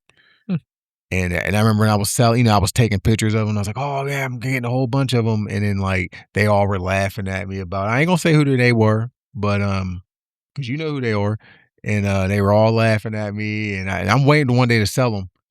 And when I make money on them, because I'm petty, I don't forget shit. I don't forget shit. Y'all know who y'all are. CNJH. Those are the initials. But I don't forget shit. But and I'm gonna come back and I'm gonna say something to him. And I'm like, yeah, I sold these, but whenever, because like one day, because you never know. One day they might be hot, one day they may be not. You know what I mean? But yeah, I don't forget nothing. But I remember they all laughed at me and they were like, "Oh, I don't know why you buying all that. You ain't gonna sell them anyway. I mean, they're not gonna be worth nothing anyway." Blah blah blah blah blah blah. And they were all laughing and talking shit, and Hey, look, man, you never know what's never, gonna be worth you something, never man. know. Because dude, I remember I sold my Pokemon collection to buy me a PS2, my Pokemon cards, and now I'm looking at how much them Charizards is worth, and I'm like, I had like 9 of them. Like, you see how crazy them guys be waiting every week for them Pokemon cards? Yeah, they be scalping, they be taking them all. I hate scalpers. They ruin everything. They do. Everything. They're just the worst. Like, they ruin literally everything. It's so true. It ruins the whole, like, you're the worst kind of person. Like, they really will go in there with the cart and they will grab the whole thing. And I'm like, look. And that's why a lot of places, you can't buy, multiple of these. You can't do that because of scalpers. You ruin everything. And it's like, how lame are you? Yep. Yeah. You know what I mean? That's a shame that you have to do that because people will just try to take advantage. And it's not even just collectibles. Like, you see it all the time in like supermarkets. We're like, "Oh, this is on sale for a really great price, limit 2." Yeah. Like, it's not because they don't want you to save money. They know someone's going to buy all of it and then go sell some of it to try to make a profit. I've been seeing those Nidos because I wanted one. I was like, oh man, those look like, kind of cool. They're like just a little squishy toy. Okay. And it's like, one's a cube. And I just kind of want it. It's just a stress reliever. Okay. And I was like, I want one. They're like impossible to find because of scalpers. Yeah. And they're like, oh yeah, they're like, I guess even Target was like, I don't shop at Target, but they're like, oh, you can only buy 2 a person. And I seen people complaining. It was like, I have 3 kids. What do you mean I can only buy 2? And it's like, well, thank the freaking scalpers, freaking losers. Yeah. Yeah, like this Target I've been doing up in Cranberry, I've been getting there like 6 in the morning. I drive you to go to around the back. I've been seeing people out there camped almost every day. And I'm like, what the hell are they? I don't know what they're waiting for to get losers, in. man. Like, I'm like, this absolute is pathetic. losers. They got their little chair out there. I'm like, what is going on? Like, that's why it's like impossible to get like certain shoes and stuff now. Just these loser scalpers just ruin everything, man. Trifling. Off yourself. But yeah, I wasn't offended by that. I remember he's like, Tim, I can't see you punching nobody. But still. Yep. Wasn't a sneak diss. I wasn't trying to diss you. You hurt me, Malik. Well, Avengers Doomsday trailer. Yes, sir. It came out like 3 days ago. They didn't even look at it. It came out. It was longer than that. It was longer than that. It came out like not too long, like a couple days after we recorded, and I'm like, fuck. Oh, damn, really? Yeah, it's been out. July 20th. No, this one's July 20th. Yeah, I'm about to say that was only 4 days ago. Yeah. 4 days ago. Yeah. But let's pull this up and let's see what we got here. Yeah.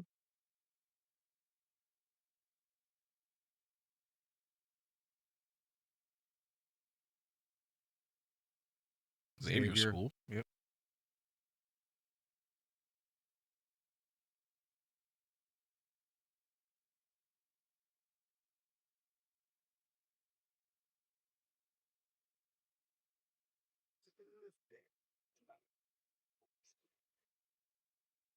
Doom.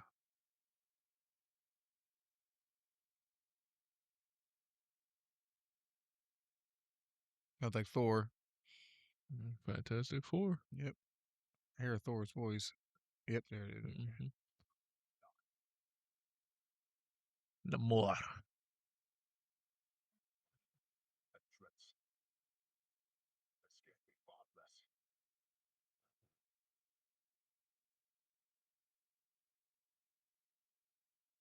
Okay, Gambit.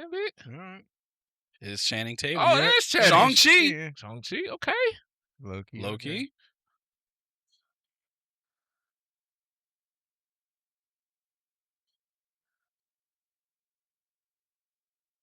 Mystique. Okay. Magneto and Xavier. Mm-hmm. Who's that? Oh no, because that was Human Torch.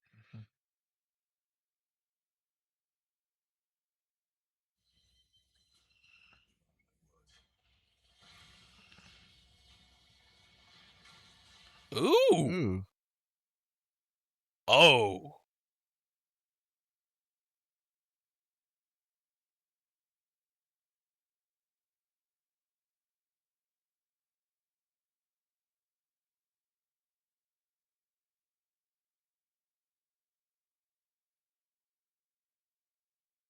Oh, we knew he was going to be in it. Yeah. They had that teaser saying he was returning, Yeah. so we knew he was coming.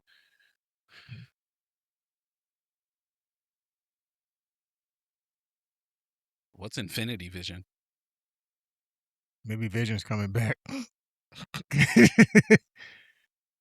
All right. Remember, Q, you're not allowed to like anything about Cyclops. I don't care about Cyclops. Well, good. All I care is that the dude who plays Cyclops needs to be in a car with Rocket.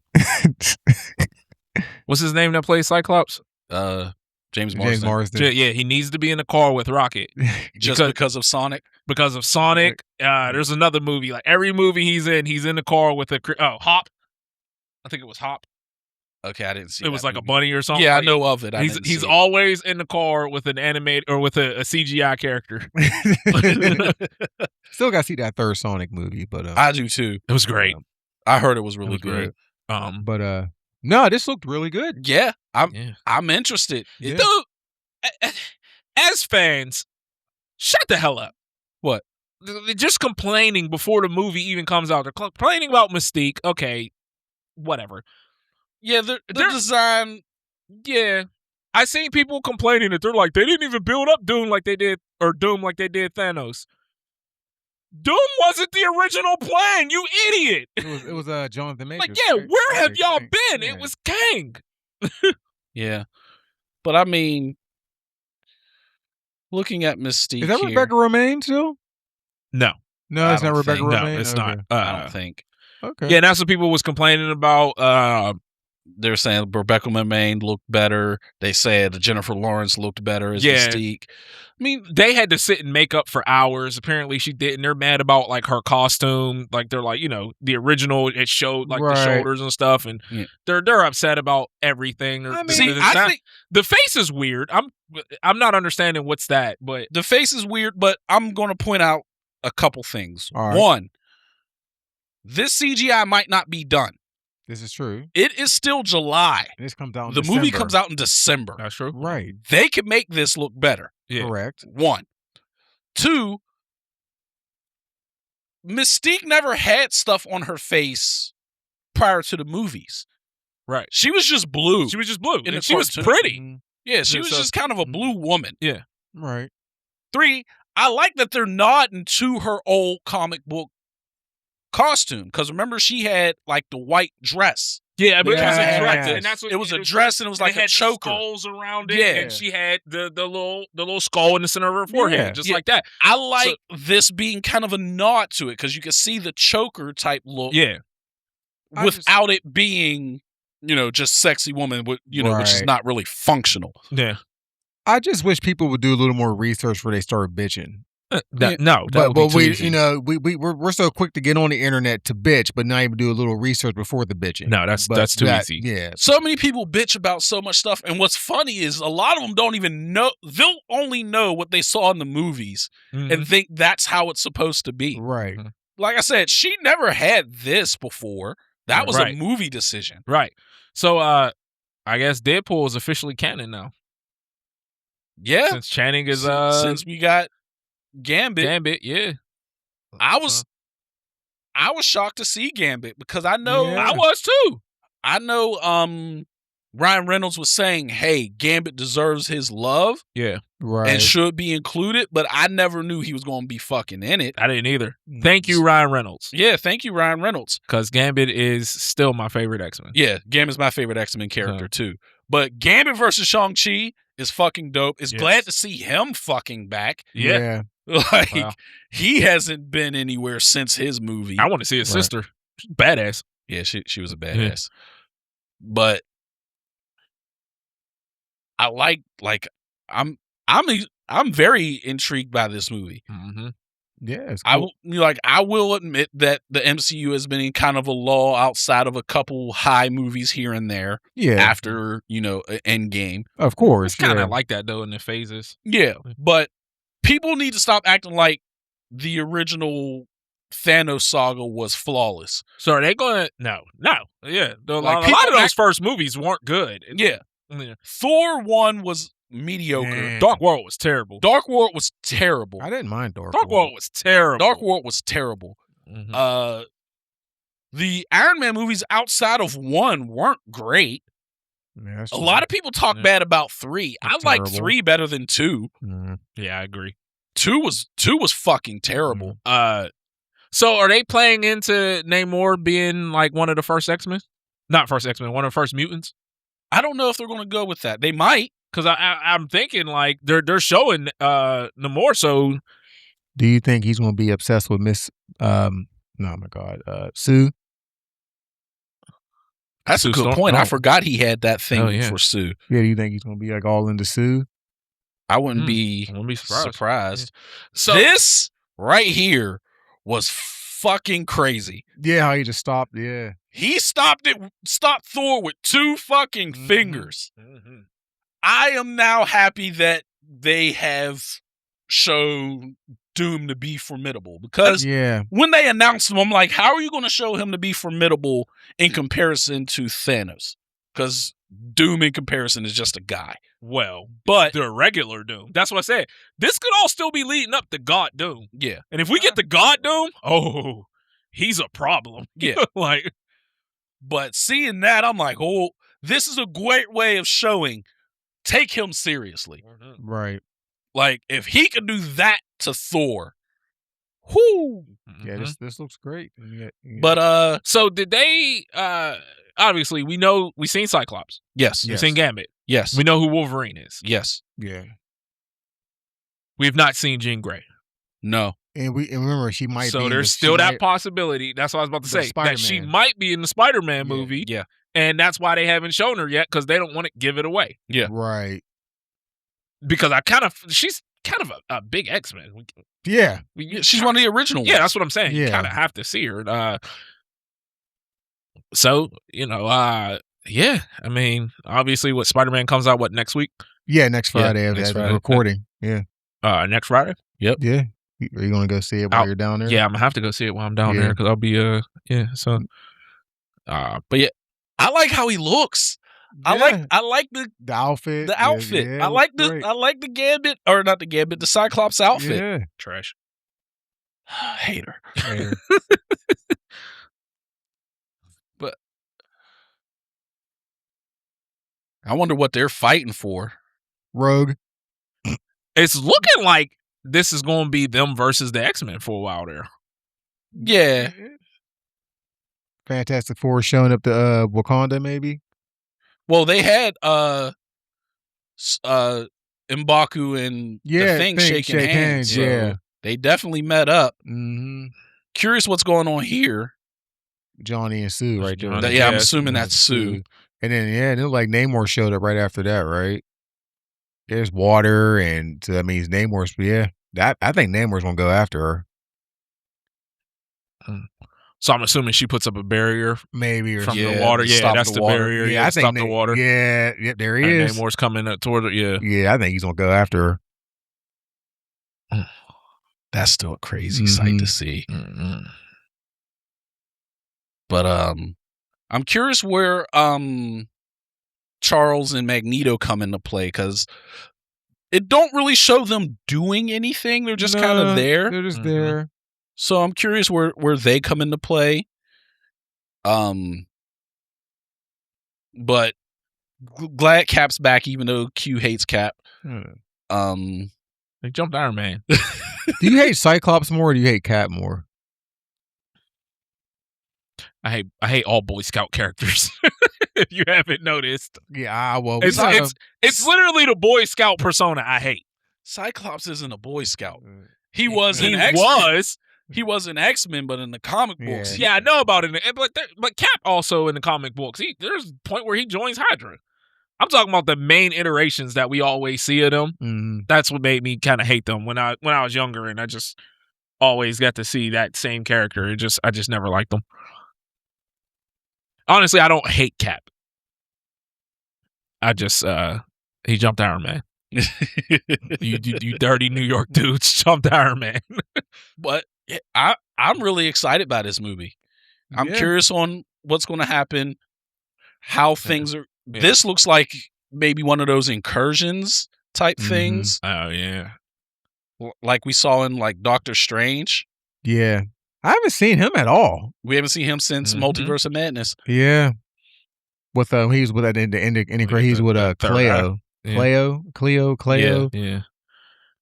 So I'm thinking, we have like a incursion type thing that brings in. But yeah, I'm excited. I'm definitely excited. And I don't even know if they watch this, but I'll just say it now. Sean and Josh, we don't care that you hate the movie the day it comes out. Just shut up, because that's always y'all thing. Y'all go see the movies just to be like, oh, this movie sucked. Why do you go see every movie just to say it sucks? Savaging Sean. Huh? I know. I'll tell you off the camera. Yeah. Savaging Sean. I said that to him. He said the Supergirl movie sucked, and I'm like, why do you go see movies to say it sucks? And he's like, you thought that movie was good? I was like, no, I didn't go see it because it looked like it sucked. Right. So we got Thor with the Fantastic Four. Yeah. That's curious. Yeah, Ant-Man's there, and Cap, and Bucky. Mm-hmm.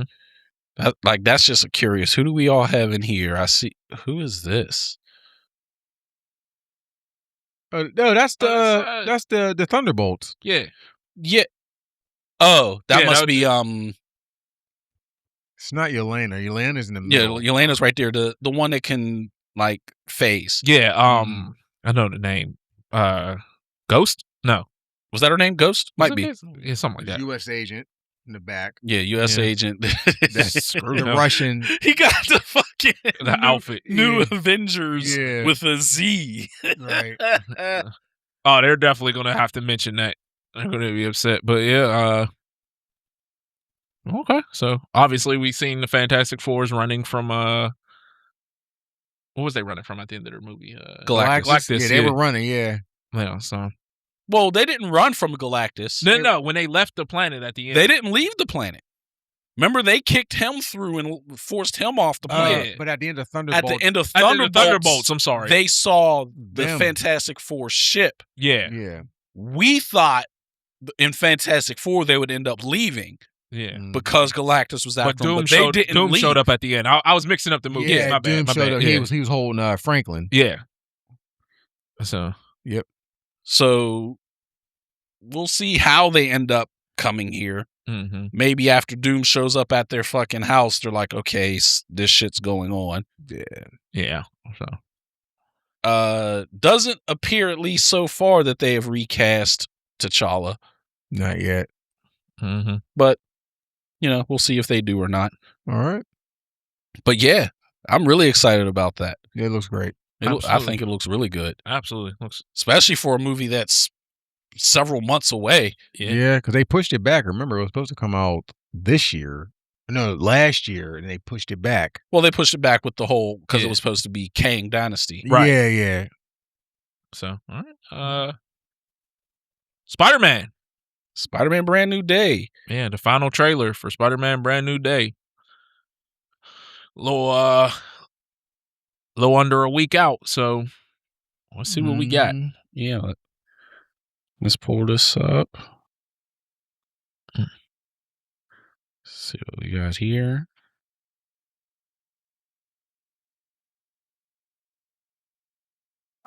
My name is Peter Parker.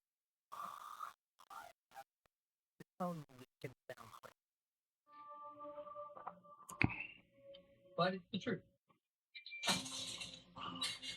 Spider-Man. Can't tell anybody about this guy to be secret. Okay. Thank you. Everybody good? We used to know each other. We were together.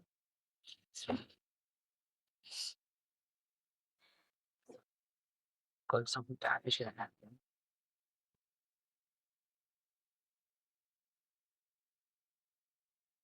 That still broke my heart. I did. Doing that to Marissa Tomei.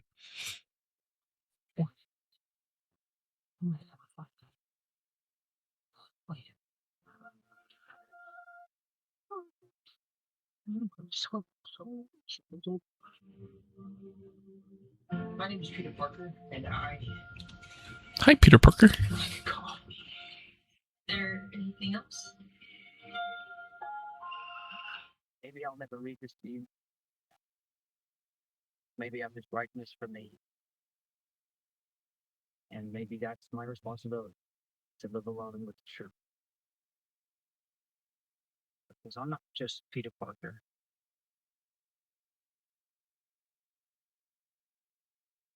I do like the self-made suit. Mm-hmm. Yeah, you're wearing a scorpion suit, my guy.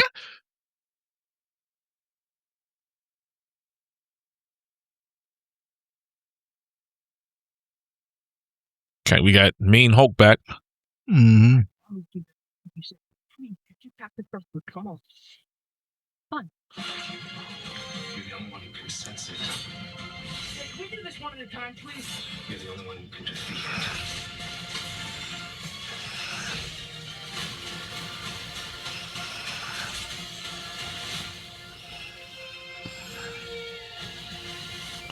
The Spidey Tracker app says that Spider-Man is in the direct vicinity. Oh yeah? No, wait, it's crazy. No.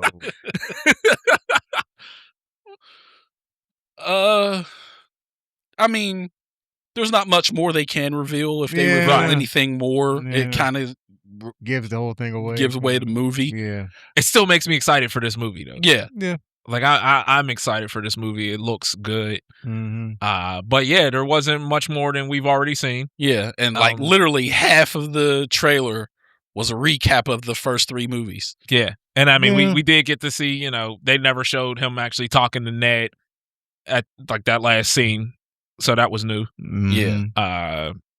Obviously we see he wrote a letter for MJ. Mm-hmm. But never read But it. never, never gave it to her. So, But you think I'm Scorpion? Dog. yeah. You're wearing a scorpion suit. You have a giant scorpion tail. Yeah. What else can you be? So Gargan, right? Yeah. Okay, not Matt McClung. So I'm just wondering, I've wanted to see the Hobgoblin for years. Yeah. And obviously we know who he is. Yes. Mm-hmm. So I'm wondering maybe he's in love with MJ because they've been like tight this whole time and he obviously doesn't know about Spider-Man. Yeah, but there was that one in the one trailer, there was the one dude that was kind of like rubbing his hand through MJ's hair and stuff like that. Okay, that could be it too. You still think that was Jean, right? You think that might be Jean? I still feel that like that's the rumor that the character in the hood. Yeah, wherever she is, wherever that person is, I think it was right around there. It was somewhere around here. Yeah. I don't know, but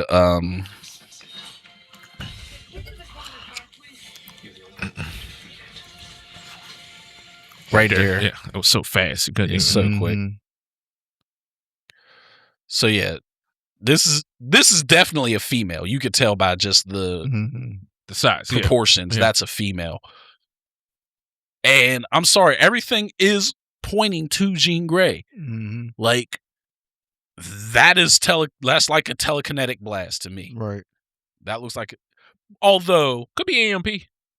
that, and also it could be fucking the Hulk smashing. That's true too. Yeah.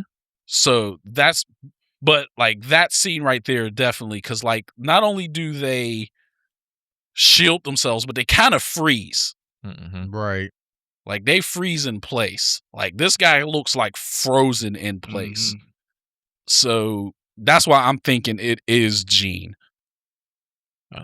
So, well, we'll know soon enough. Can't wait for the movie. Yeah, it's next week. Yep. We'll go see it and we'll talk about it just like we did the other Marvel movies. I got a built-in babysitter already because I'll be on vacation with her. You'll probably go to the same theater down there where I went to see Toy Story 5. Built-in Myrtle babysitter. Beach. Who's your built-in babysitter? My mother-in-law. Oh, okay. I didn't know she was going with you. Yeah, she always goes with us. Plus, my daughter's 16. Yeah, that's who I So, thought she was talking about. Yeah, so yeah, absolutely. Yeah, definitely want to go see this. Honestly, now that I think about it, my kids are probably gonna make me take them. Yep. So, how dare they? Yeah, how dare the children want to see Spider-Man? First of all, the audacity. I like Spider-Man way before they were born. No, I'm just saying the audacity of children wanting to see Spider-Man. How dare they? It's my childhood. Yeah. All right, looks really good. I'm really excited for that movie too. Yeah, want to see how he does against Hulk. Yeah.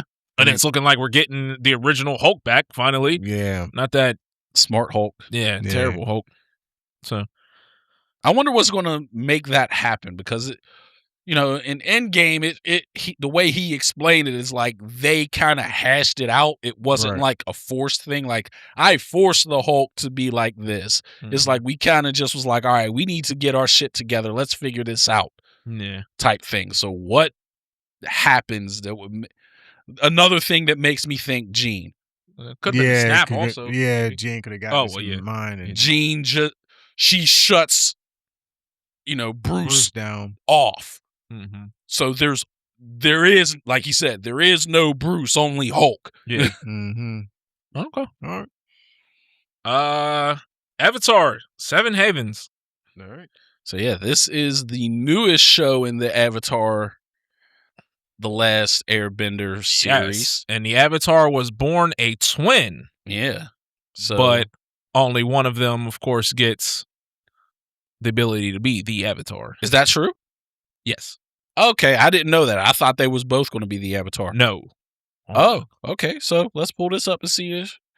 I thought we was going a whole new realm where they're both the Avatar. You gotta, maybe the power gets split, or it affects both of them. Like when one goes Avatar form, the other one does involuntarily. But if only one of them is, that would be cool.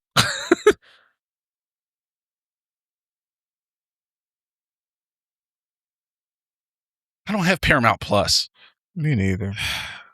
I do, because my daughter's watching it right now. Watching what, this? Paramount Plus. So this would be what, Earth Kingdom? Yes. And the Avatar let us down. Is that Korra? Mm-hmm.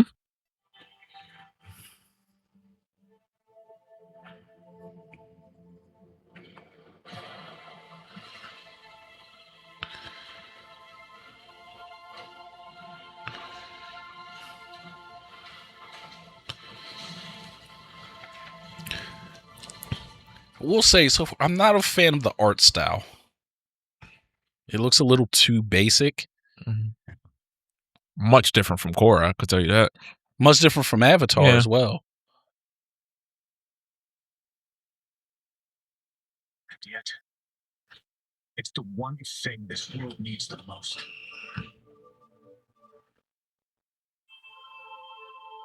Starts in October. Okay. Okay.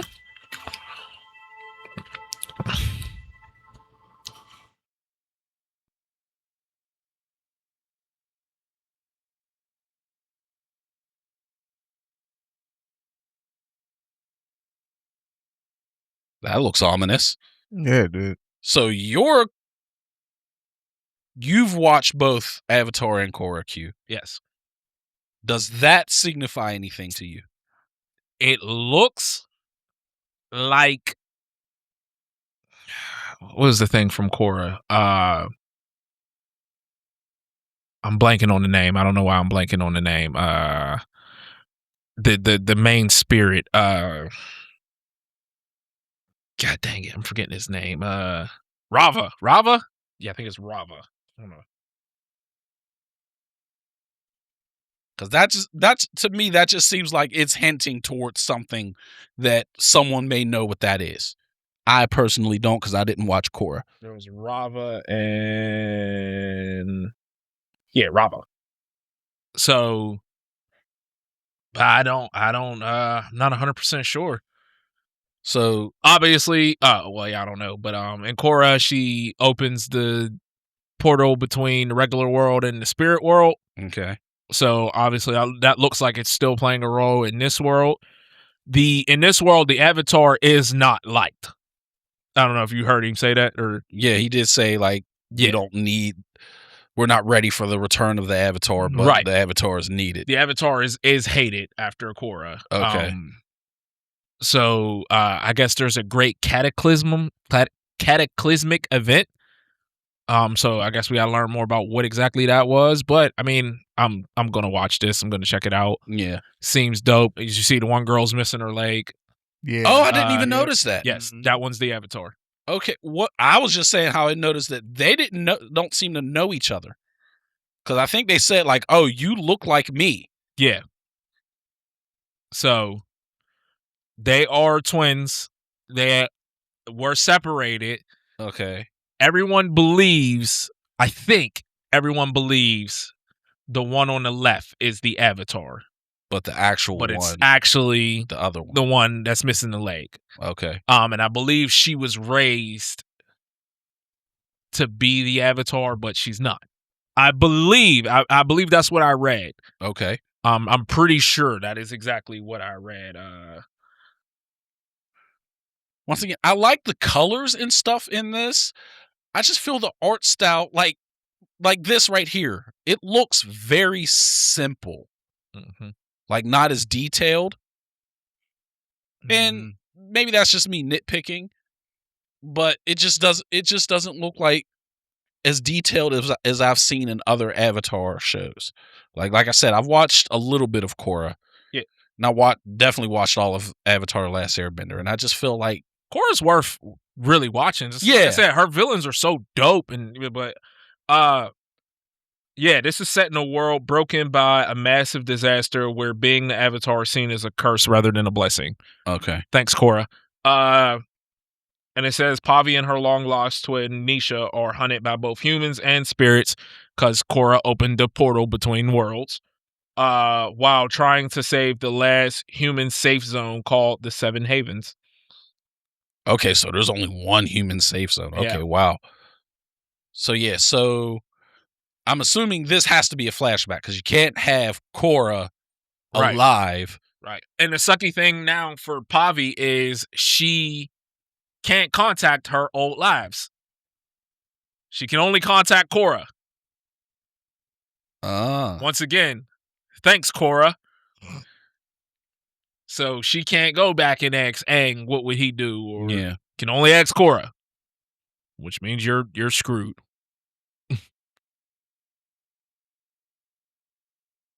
So, but yeah, I'm intrigued, but that means I need to fucking watch Korra, or else I'll be lost on this. Yeah. Earthbending. Yeah, definitely. Obviously Earth, because the last 3 avatars were Korra, water, Aang, air, and Roku, fire. Roku was fire before that, yeah. So, yep. I'm gonna watch it. Yeah. Paramount, you'll get a couple more bucks out of me. I'm sick of y'all. But yeah, I mean, that's a decent teaser. Yeah, like it. We get the idea of what's going on. Some great event happens, and the Avatar is needed once again. Yep. he does say the Avatar's not wanted, but they're kind of needed. So cool. It's like Batman. Yeah, the hero you want, it's the hero you need. Yeah. So yeah, but yeah, I'm interested in it. It looks cool. Yeah. So I'm curious to see what goes on from there. All right, Clayface.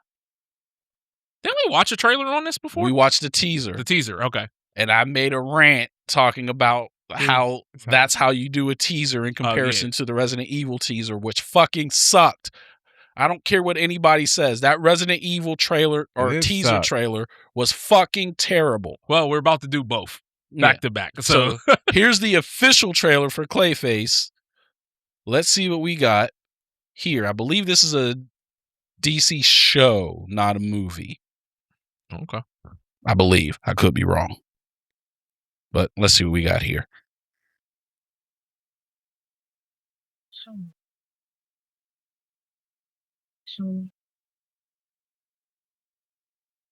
She looks Tierra so much. The Rip Hamilton mask. Rip Hamilton mask.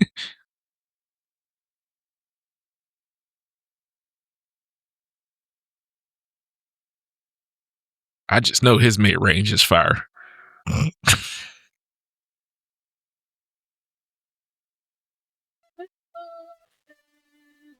Tragedy, what did it do?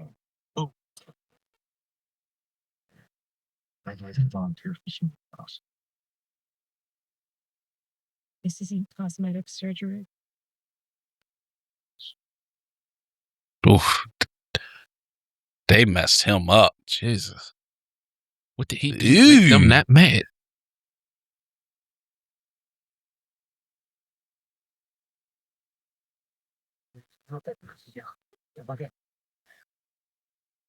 How great, actually. I have no idea. What side of that show hard? Oh.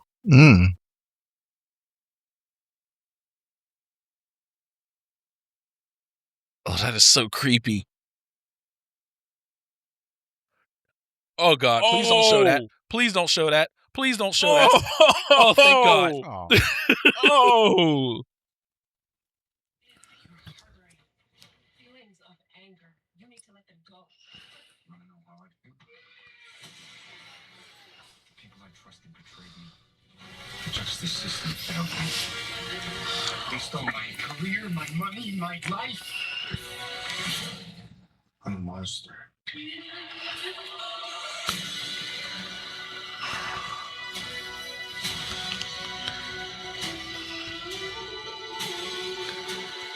Oh. I have no idea who you are.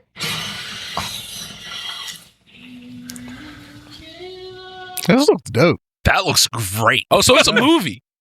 Oh, yeah. Looks dope. That actually really looks great. Looks really good. That looked really fucking good. Yeah. I want him to cut his eyelids. I did not want to see that shit. I'll watch it, but whoo, that looks like terrible. Oh, like, good.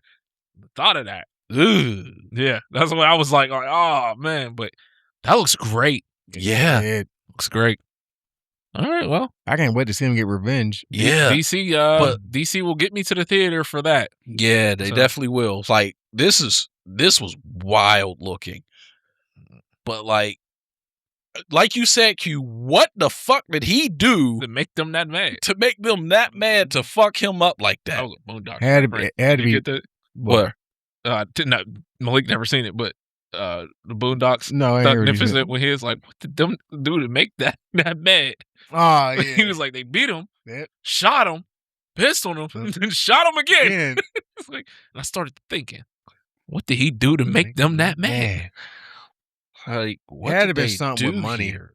That's what you would If they think. money, or he snitched on him or something. But I thought it was something as simple as like, hey, he owed them money. Mm-hmm. But the part where they're saying, hey, like he was saying later, they betrayed him. Yeah. And then also said the justice system failed him too. So I think it's more than just oh, I owe this person money. Well, he probably said exactly who it was, and they probably still walked free. Yeah, but So, I mean, yeah. it has to be more than just, oh, I owed them money, so they cut my face. It's more, Well, depending on how much money it is. It's sending a message. yeah, I guess. But I do want to see, like, they hinted at it, like that shot right there, his face looks bad. Yeah. Mm-hmm. So I understand why he's doing some radical procedures. Like, Yeah. Oh, yeah. like it didn't look like, oh, I just have scars. Mm-mm. Like they tore him up. They tore him up. Mm-hmm. Yeah, this looks good though. Yeah. So, I want to know what the Clayface looks like, because they hinted at him at the end where he's in, like, you know, right here, he's going, you know, Clayface mode, like right there. Yeah. I want to know. I'm just curious what it's going to look like, and how good is it going to look. Yeah. But yeah, I'm really interested in this movie. Mm-hmm. Yeah. I'm sure it'll be better than Supergirl. I can't say I didn't watch Supergirl. Sure. I didn't either. But yeah, that on the plane, yeah, no. But I like the stuff like that. There's very few things that creep me out, like make my stomach turn. Stuff like that. That's one of them. Eyes. Yeah. Like, yeah, no. Scissors is a wild first decision. Like, right near your eye, that's a wild thing to pick up and be like, let me cut this. Yeah. What? Especially you're on a plane. Yeah. They Turbulence. said, they Anytime. said the seatbelt lights on, Yeah. so you That's it. All right. No. But that looked really good. All right. That looked really, really good. So now, since Malik compared the teasers to each other, now we're doing the Resident Evil trailer. Yeah, let's see if this thing fucking sucks. Since Malik spoke on both of them, we can... Like the teaser did. Yeah. Let's pull this up.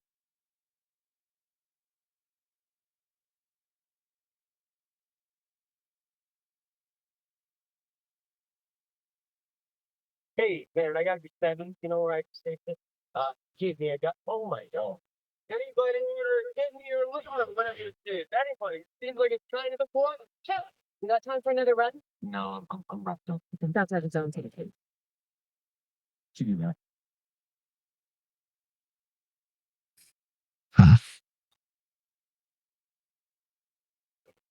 Shell. Please do not go stay with freaking cages. You don't even care enough to come. Seriously, I'm working.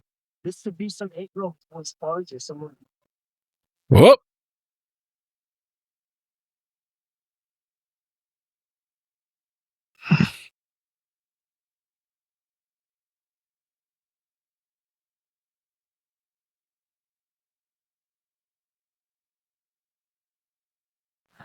Huh?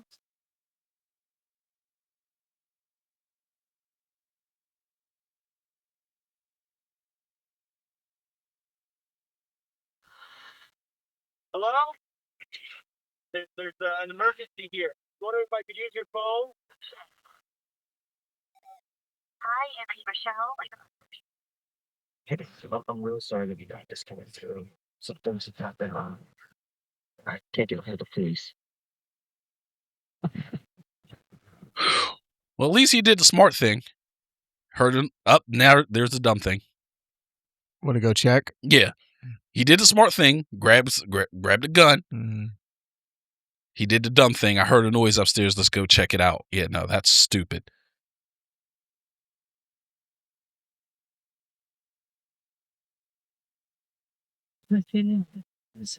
Yes.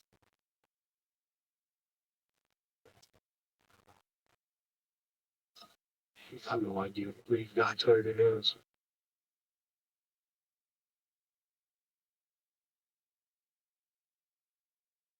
Yeah. Yeah, where was it going? Again? Raccoon City General. Hey, no sweat.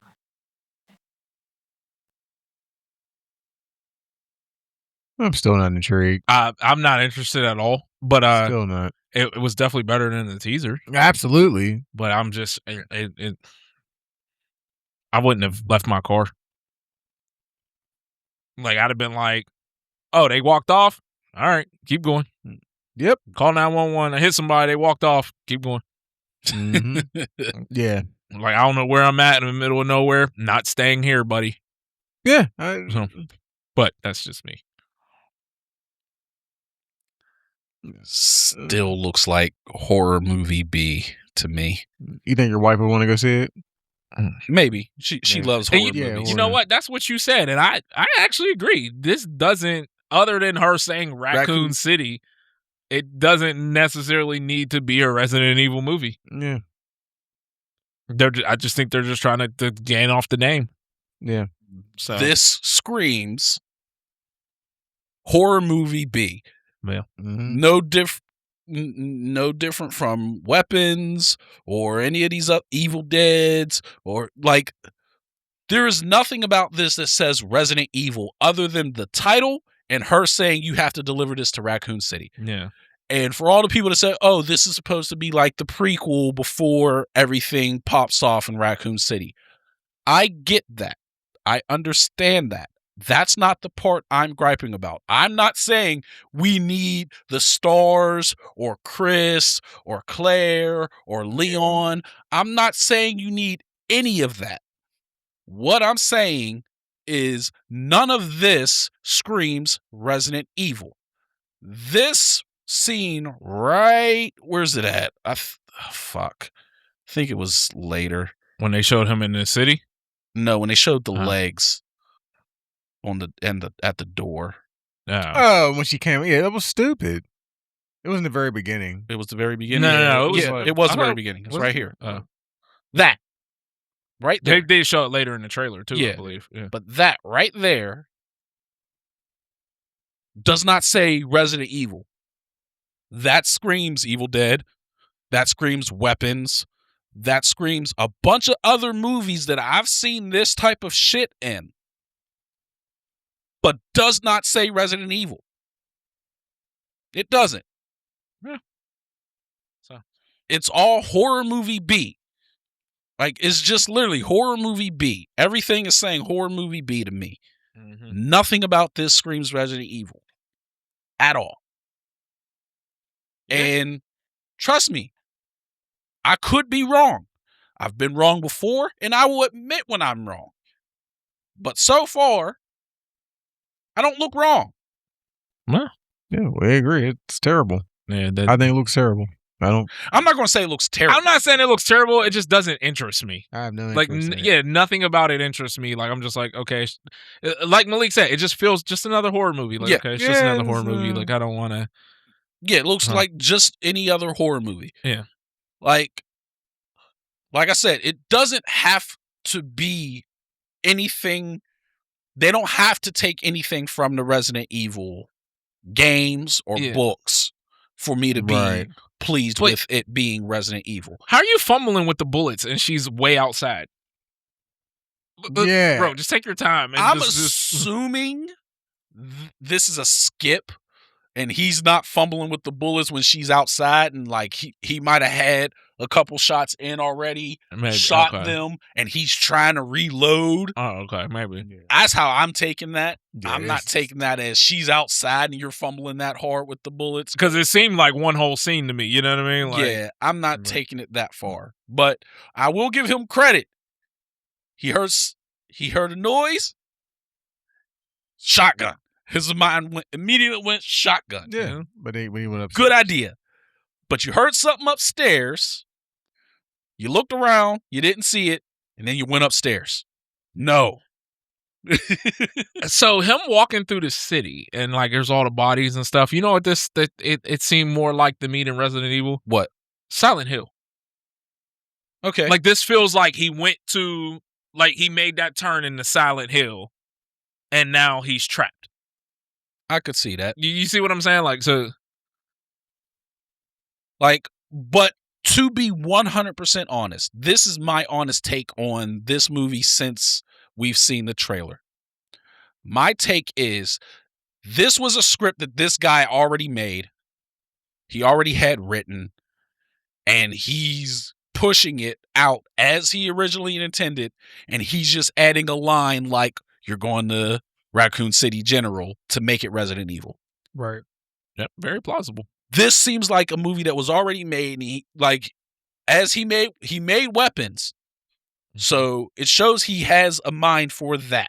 Mm-hmm. So he probably had this already done. And they were like, "Oh, can you give us a pitch for Resident Evil?" Oh shit, I already got something in the can. Right. Well, direct your hate comments at Malik. Go ahead. Yeah. Is that all we got for that? Yeah. All right. No recommendations? Sure. All right, let's see what I got here.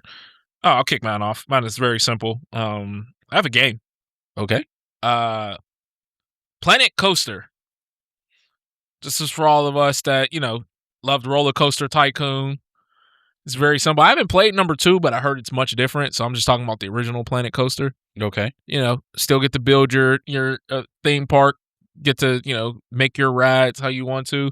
Very similar to the old Roller Coaster Tycoon. A lot of us spent a lot of hours on. Yeah. It's just a fun little game. And it was found it for $2 on Steam.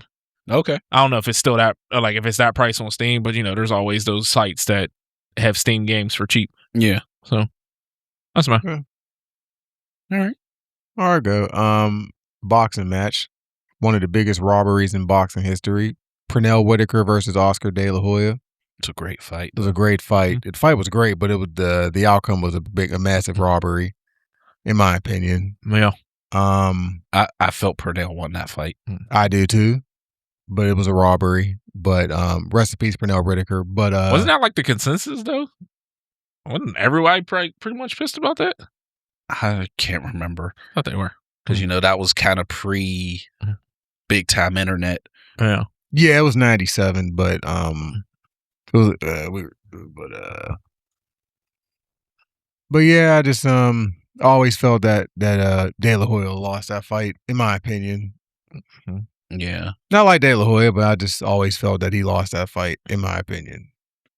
Yeah, I agree.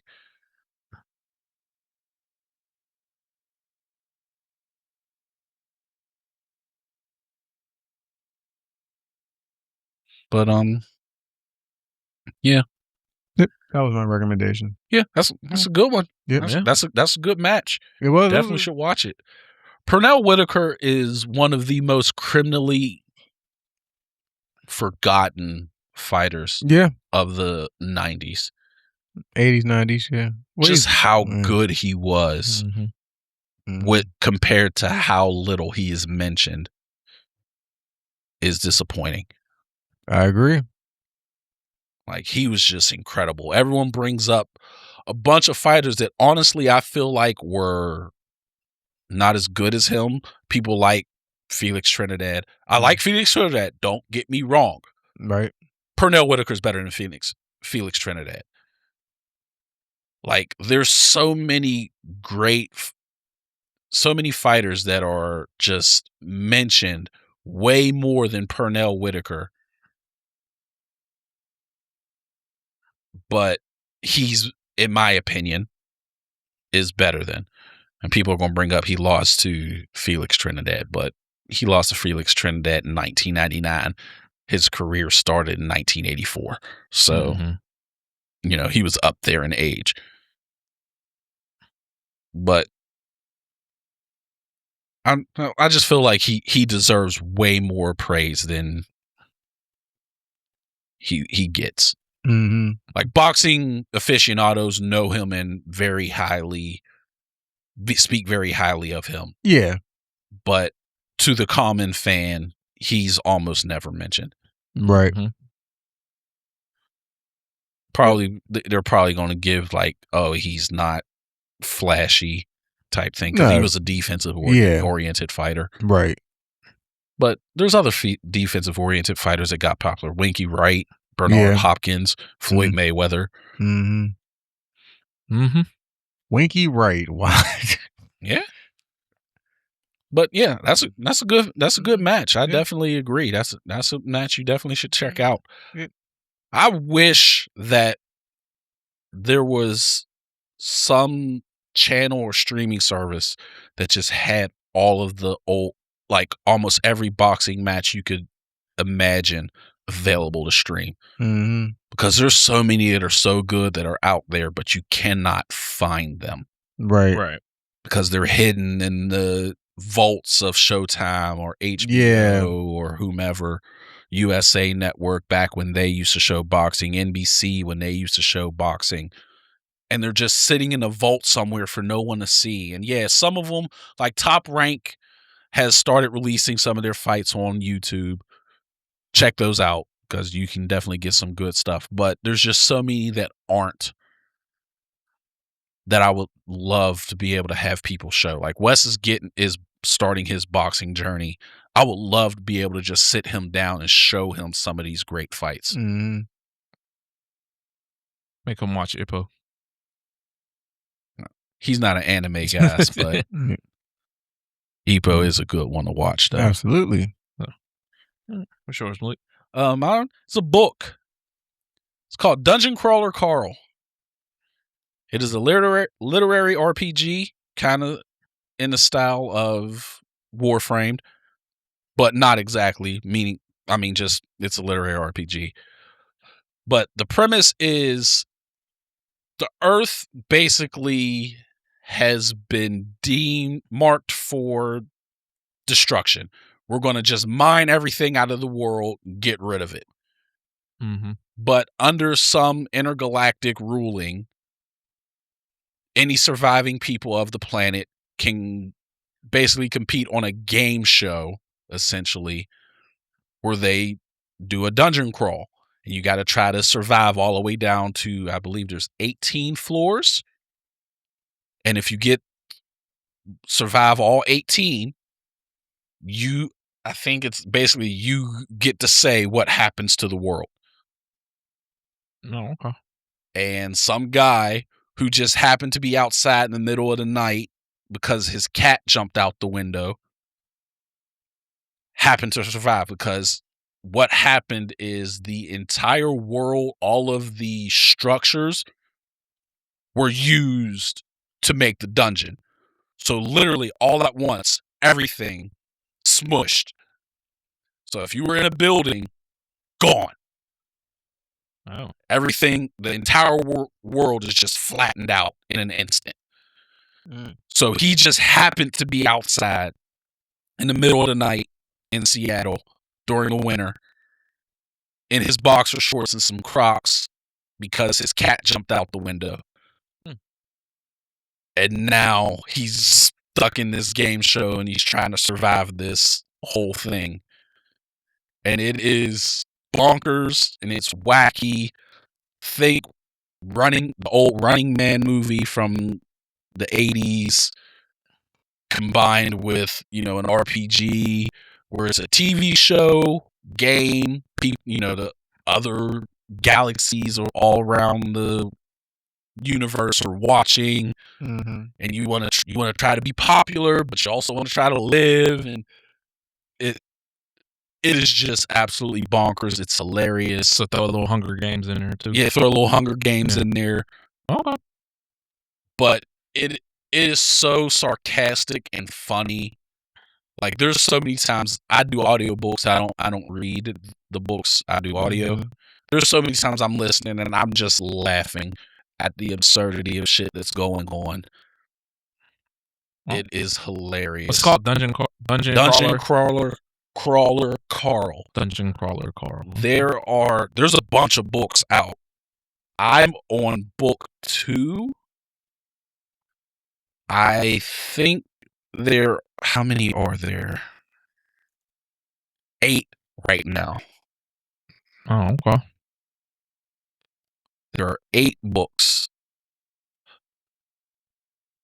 It is absolutely hysterical. I just saw today that Seth MacFarlane, who is Mr. Sarcasm, Family Guy, is making a TV show of Dungeon Crawler Carl. Oh, awesome. And in the tone of the books, him making it matches so well that I think it'll be good. Nice. Cool. All right. That it? Yeah, that's it. All right. Trash text? Yes, sir. Sure. I'll start it off. Okay. There's something that a lot of people, especially our generation, will say, but I'm going to disagree. Today's music is not overly sexualized. I mean, Our heard the music in the past. Our music from our generation, the 90s and early 2000s, was way worse. Yes. Yeah. Yes. I'm not gonna. Yeah, I agree. Like, people from our generation act like our music wasn't bad. Uchi Wally Wally. Like, Uchi Wally. Uchi Wally. Oops. Last Night. Freak Like Me. Freak Like Me. Oh, Put It in Your Mouth. Easy for that song. Yeah. 504 Boys. I Can Tell. Like, we can make Dr. a Dre list. literally had a skit Called Pause for Porno. when he was the doctor in the office and he you can hear everything happening in the background. You know what I'm talking about? It was from the Chronic. The first album. Yeah. No, I remember that. I remember the one from Chronic 2000 was called Pause for Porno. Or maybe that's the one I'm thinking of. It was terrible. Yeah, I think that's, But no, I agree with you. Yeah. But, like, we were way worse. Yeah. I agree. Like, there's a couple that drops recently. Like, you know, most of Megan Thee Stallion and Cardi B is all like that. Ratchet, with their stuff. There's a few stuff like that. Moonwalker. That Put It in Your Mouth song. I hated that song, but that was our generation. That was our generation. Yeah. But that was one of the songs. Yeah, Akinelli. I don't even know the name of that song, but it's called Put It in Your Mouth. I didn't know who sang that song. Akinelli. Yeah. Don't forget Kaya, My Neck, My Back. Then Too Short made his own version. Pretty much everything Too Short released. Yeah, Freaky Tales. That was our shit. Our music was absolutely terrible. It was absolutely. So, yeah. Like, there was stuff we was listening to as kids that we definitely shouldn't have been listening to at all. Splash Waterfalls from Ludacris. We should not have been listening to. Yes. Get Your Freak On. Yeah. Missy Elliott. Yeah. Slow. 1 Minute Man was 1 Minute the Man. whole song. Yeah. Like Slow Wine by Tony Tone. Mm-hmm. I mean, like you said, you can keep going. Heard It Through the Heard It Through the Grass, the older one, but you definitely keep going. Keep going. Yeah. Like, a lot of the R&B that we grew up listening to, we should not have been listening to as kids. You will not get an argument from me. Yeah, no, I agree. Even though like the older than us generation, they had sex on, but it wasn't as graphic. That's not true. Graphic. Man, there's a song. There were some. Yeah, I'm about to say there's a song from like the early 1900s, and this woman was singing. It is terrible. I think I heard it. Yeah, I can't remember any of the lyrics. I mean, they had some stuff too. Like they said, like, oh, this music with the drugs. Yeah, ours was definitely the worst. But yeah, the 90s were crazy sexual. Yes. Oh, absolutely. So, yeah. But I remember the one time I was at the gym in the sauna, and these older men were talking about like the drugs and the songs. I'm like, wait a minute. I'm like, what about Curtis Mayfield? I'm your pusher man. So ask them, did they go to Woodstock? But shut up. Did you go to Woodstock? Like, there was literally a phrase for that generation: sex, drugs, and rock and roll. Yeah. Right. So that's what they were, this music these kids listen. I'm like, wait a minute, a lot of that stuff, y'all generation played a lot of that stuff. Yeah. So I agree, Malik. That's not even true. These are facts. But yeah. All right, I'll go next. Not as simple. Someone out there enjoys your content, just keep posting. I agree. Yes. Someone out there is enjoying it, someone looks forward to it. Just keep posting. I seen this guy say, he said he's thankful for all the people he didn't know who helped him on his way up by viewing his content. And he said he had to learn not to expect his friends and family to watch his content. And he was like, because there was people out there who was watching it. Right. And I was like, that's dope. But he said, he is like, at the same time, he has to also remember that his friends and family were somebody else's people who they didn't know on the way up. And I was like, that's kind of funny. But just keep posting. You never know what's going to take off. We've done very well on TikTok recently. Yes, we have. We did not see that happening. Just taking off the stuff that started taking off. So just keep posting. Keep posting. Someone out there is enjoying it.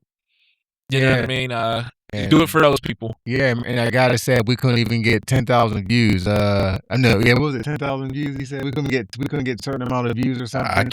That was so long. That was a while ago. Yeah, we got over 350,000 views. Yeah, almost at 400 on that one. Bum. Yeah, I don't forget nothing. But loser. Yeah. But, So I mean, we almost got 1,000 people on TikTok, and Almost 1,000 we're close to 500 on YouTube. Like I said, remember, we still started at 16. Yep. Yeah. And look where we're at now. We're still growing, and I'm very proud of the progress we're still doing. Absolutely. You know? So just keep posting. Yeah. You know what I mean? Even if you got one follower, you never know what that'll lead to. You know what I mean? You never know what'll take off. Absolutely. Just keep doing it. Don't get discouraged. Yep. Yeah. That's mine. Kind of those times we got discouraged, but we kept going, and just like you said, that one thing will just. I think it was actually the monitor controls was for YouTube. Remember, it was the monitor controls. Yeah. Mm-hmm. It was the monitor controls for Street Fighter, and then obviously it was the Playmaker for MVP for TikTok. I don't know. I don't know how. I don't know either. That wasn't even a worst move we put up there, and that wasn't even. I could see if it was like, okay, that was the first one, so it took off. Yeah. It wasn't the first one either. I think it was like the third. Yeah, I think that was the first one. No, the Mountie one was the first one. No. I meant the first. It was the first on our list, though, wasn't it? Because I think I said I'll kick us off. Yeah, it was the first one on our list. Yeah. I mean, the first video you posted. The first video that I posted on TikTok on that topic. Yeah. Right. It wasn't the first clip I showed. I think the Mountie was the first one. Which was still a terrible move. So, I mean, just keep posting. Like I said, you don't even know. You just never know, man. I remember Jazz checked our analytics, and she's like, someone's watching us in Japan. I was like, that's dope. Yeah. Just never, the world never sleeps, and just keep posting, man. I'm gonna use the one Malik used months and months ago because now I'm getting irritated with it. It's okay. This is for the pro players for Street Fighter, the people that stream it. If you are sick of the game and you are tired of how the game is played, stop fucking playing the game. I can't take it anymore. I can't take it anymore. Big Bird, Punk, just other I just use them for specific, but like just other people. I'm watching people on TikTok crying about the game. I'm sick of this game. It's so bullshit. Just uninstall the game. This game is bullshit. Then just stop fucking playing the game. You keep asking for changes for the game. They're not going to fucking change the game. Yes, I agree. They need to change the game. They're not going to fucking do it. Stop fucking playing the game and go play something fucking else. I fucking had enough. I can't take it anymore. Go play Fatal Fury. So can I play devil's advocate here? I mean, you could still love something and want it to be better. I agree, but these guys are playing the game and they're bitching while they're playing it every single day. There's a difference between wanting it to be better while still liking it and just complaining. Like you brought up Big Bird. Big Bird, the stuff I've seen sounds like what I'm talking about, where he has his complaints, but he's not just bitching. Because I literally just saw a tweet like a day or two ago from him where he said, the game is not bad. Right. He's like, but throw loops, like Drive Rush hasn't changed since the game started. Right. And throw loops are still in the game. Those need to change. That's what he tweeted. Now, I don't know if he's gone on other than that complaining, but that's saying, hey, the game is good, but if you did a couple things to this, it could be better. I'm fine with that. I'm absolutely fine with that. But like Tim said, it's the people that's like, this game fucking sucks. Then stop playing it. Then stop playing it at this point. Then stop playing it. Yeah. I agree. Like I wasn't just trying, but I'm just using like him as a reference. Yeah. It was just fooling, but like it's just like enough. But that's my complaint for the week. All right, well. Tim got that off his chest. Yeah. He feels better. Yeah. So as always, we'll be back for another episode next week. Yep. So remember to like, share, and subscribe. Peace. We're out. Deuces.